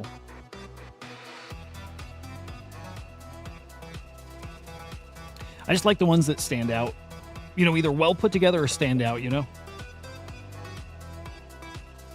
And then here's the alien. Let's find the one English wanted. So we wanted alien cowboy hat, which there's a few. Got these two guys here. Well, here's another. Here's another. It's not many, dude. There's only, 4 alien cowboy hats. Boom, boom. Cool looking. English, did you mention which of those? 4 total. There's 4 of them. He wouldn't give you one. He must think highly of those. I don't know. They're cool looking. They're real fucking cool looking. Buying it, dude. I'm buying everybody here a wizard. Exactly. Exactly. Dude, it's wild. So the team's holding back 200 of them. Dude, 200 of these at point... Almost Starbucks. 200 of these at 0.3 floor is like $5 million. And they're going to be quite a bit higher than 0.3, I think. Yeah, he's fucking awesome. If somebody you know mints him, you going to try to trade for him? Dude, he's fucking amazing. And then see-through.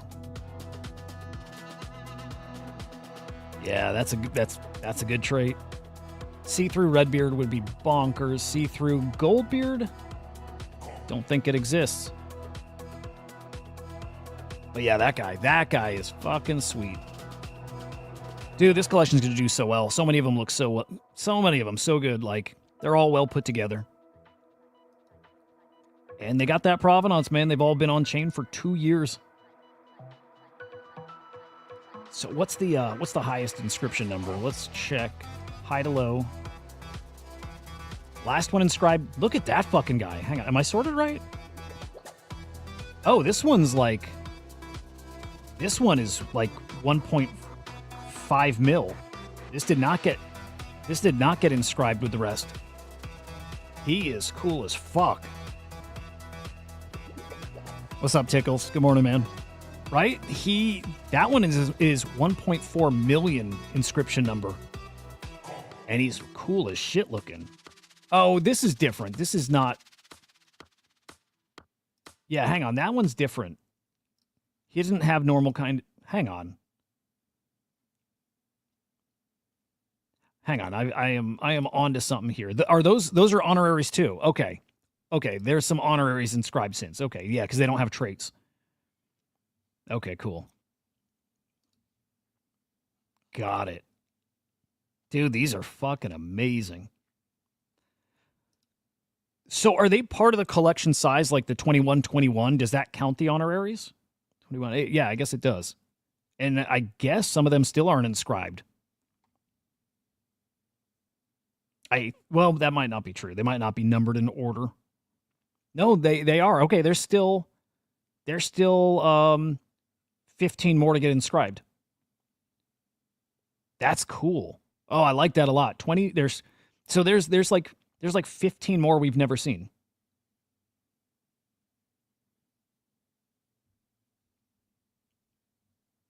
I wonder if we've seen the English maybe a scene, but like preview art of them or something. These are awesome. There's the Kobe one. Does AIXPT get an honorary? Dude, what's cool about that is the honoraries they never hit the market. I mean, you could probably just like zap that from the supply, you know? Honoraries will probably almost never hit the market.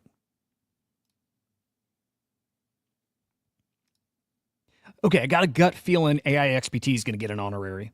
Just a feeling here. Right? So AIXPT has 2 quantum cats. So he would be eligible to do the entangled, I think, if he got a dead and alive.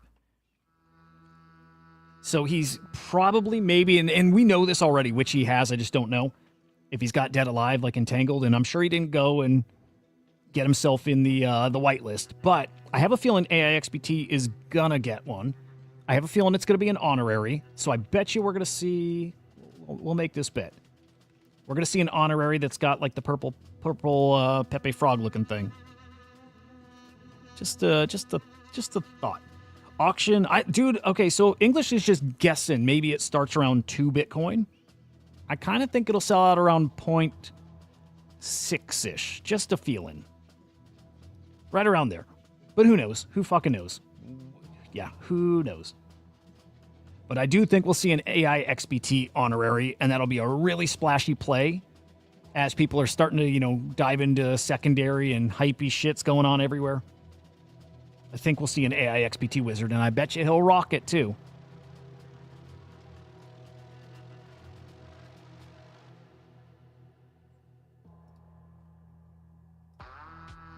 Oh, Illa from Bored Apes, huh?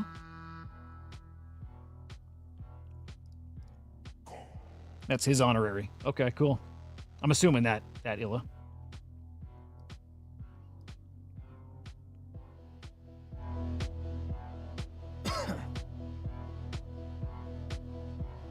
It is a great collection, man. And it's fucking prime time. It's time for prime time. It is. Biggest mint we've seen in years. I mean, it's the biggest mint we've seen since Elementals, but this is a bigger deal than that. Right? Biggest mint since Elementals. This is a way bigger deal than Elementals was, though. Boy, these are going to cook. Does somebody like Kobe have this already? Like, is it in his hands?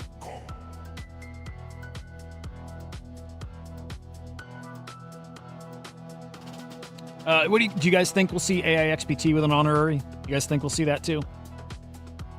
Gordon's got one. Okay. Gordon Goner from Yuga's got one as well. Cool shit. Let's see if we can pick out the Gordon Goner one. Inscription. Let's go low to high. I imagine he got an earlier one. All right, let's see. Let's see if we can pick out a Gordon one.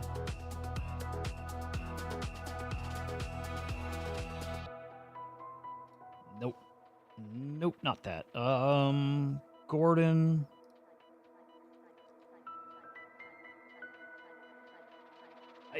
I'm gonna. Is that maybe Gordon? I don't think so. It doesn't look a ton like him. Libertarian nerd got me thinking Gordon, but I don't know if he's libertarian exactly.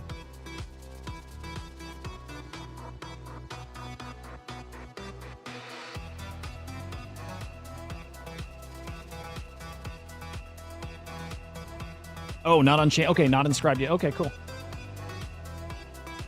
English, what do you think about AIXPT? You think we get an AIXPT honorary?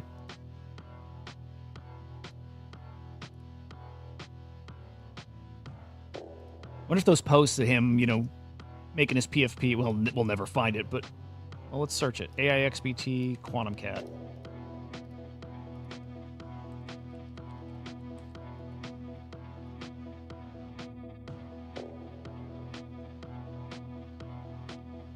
Yeah, this was a big deal for a while. For a while, like a week. But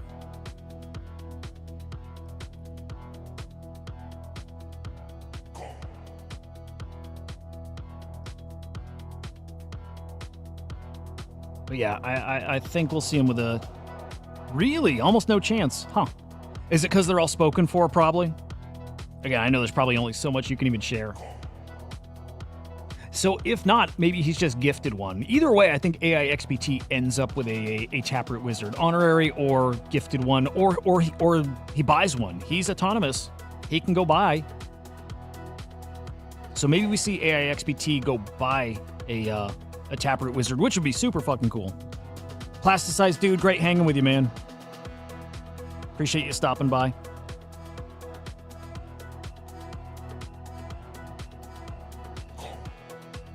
I don't know, dude. I cannot wait for this mint. So when the mint happens, we'll announce a time and all that good stuff, but we'll have 4 mints we do live. I'll be minting one. Henry's going to mint one. Well, we're going to mint 3 between me and Henry. And then English is going to mint his, and we'll do them live on stream. We should see if we can get Udi to swing by. That'd be wild. I'd love to get Udi on.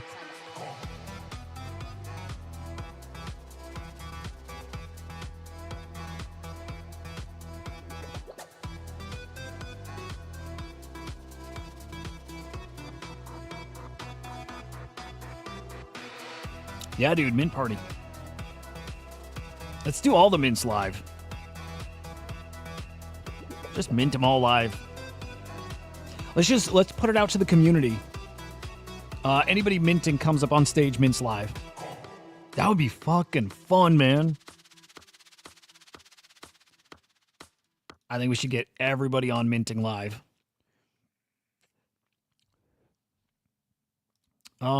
We will see. All right, we'll call it there. I think there's plenty more to hit on, but for now, no. For now, dude, we didn't even get to the pyramids.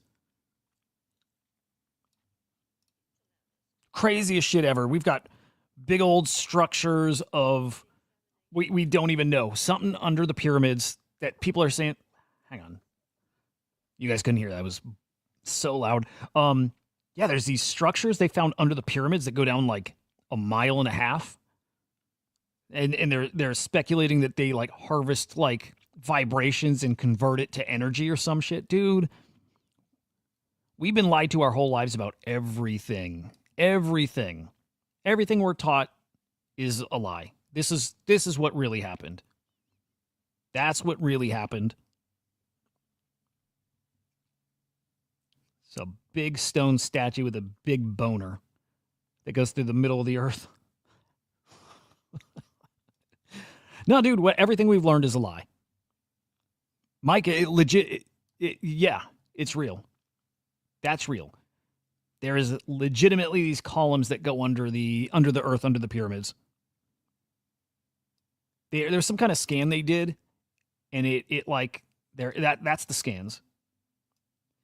And you could see these structures that go like 2 miles under the let's say like 1 mile under the earth. There's those columns, and then there's like these base structures under it too. So something like that. Real. Whatever we've been told is how the pyramids were built, or even the time they were built, it's all bullshit. These fucking people, man. These fucking people lie to us about even if they don't know, there's a certain group of people for sure who know. There's some ancient texts that have passed down info that is a completely different story about everything. And some guys know. And they don't want us to know. Why? Because probably civilization has thrived before and then got wiped out, or because it's aliens, or like it's something. It's something like that. But 100% for certain, we don't know anything about our history, the real version of it. So something like that underground. It's crazy. It's real. It's real. Can't wait. I can't wait to find out more about that. It's wild shit. I don't know. It's crazy shit. Anyway, guys, I love you. Hope you have a phenomenal day. We'll do the Discord whitelist giveaway. But first off, thank you to English for the whitelists. That was cool as fuck. I'll get those addresses to him, the Discord names. We'll do a giveaway in Discord as well. That'll be probably this weekend. I got to find out from him when mint date is, just so we know when we got to do it by, but we'll probably do it this weekend. I will be live tomorrow, same time, like 8 a.m. Eastern time. We'll go till whenever, but we'll be live over on Inside NFTs on YouTube. We'll be live over on Abstract, same place. Appreciate you guys hanging. Any new people, stick around, right? Like, again, 7 days a week, we're doing the show. We're streaming, talking everything. Had a blast with you guys. Enjoy the weekend. Enjoy basketball. I think we got, hang on. We got more March Madness today? I would assume so. Let me check. Like, I'm thinking today's like pizza basketball day. Oh, yeah, some big games today. Okay, cool. Yeah, I might do a little watching of some games. I might go eat some more mushrooms. I think that has to happen. Anyway, I love you boys and girls. We'll catch you later. Peace.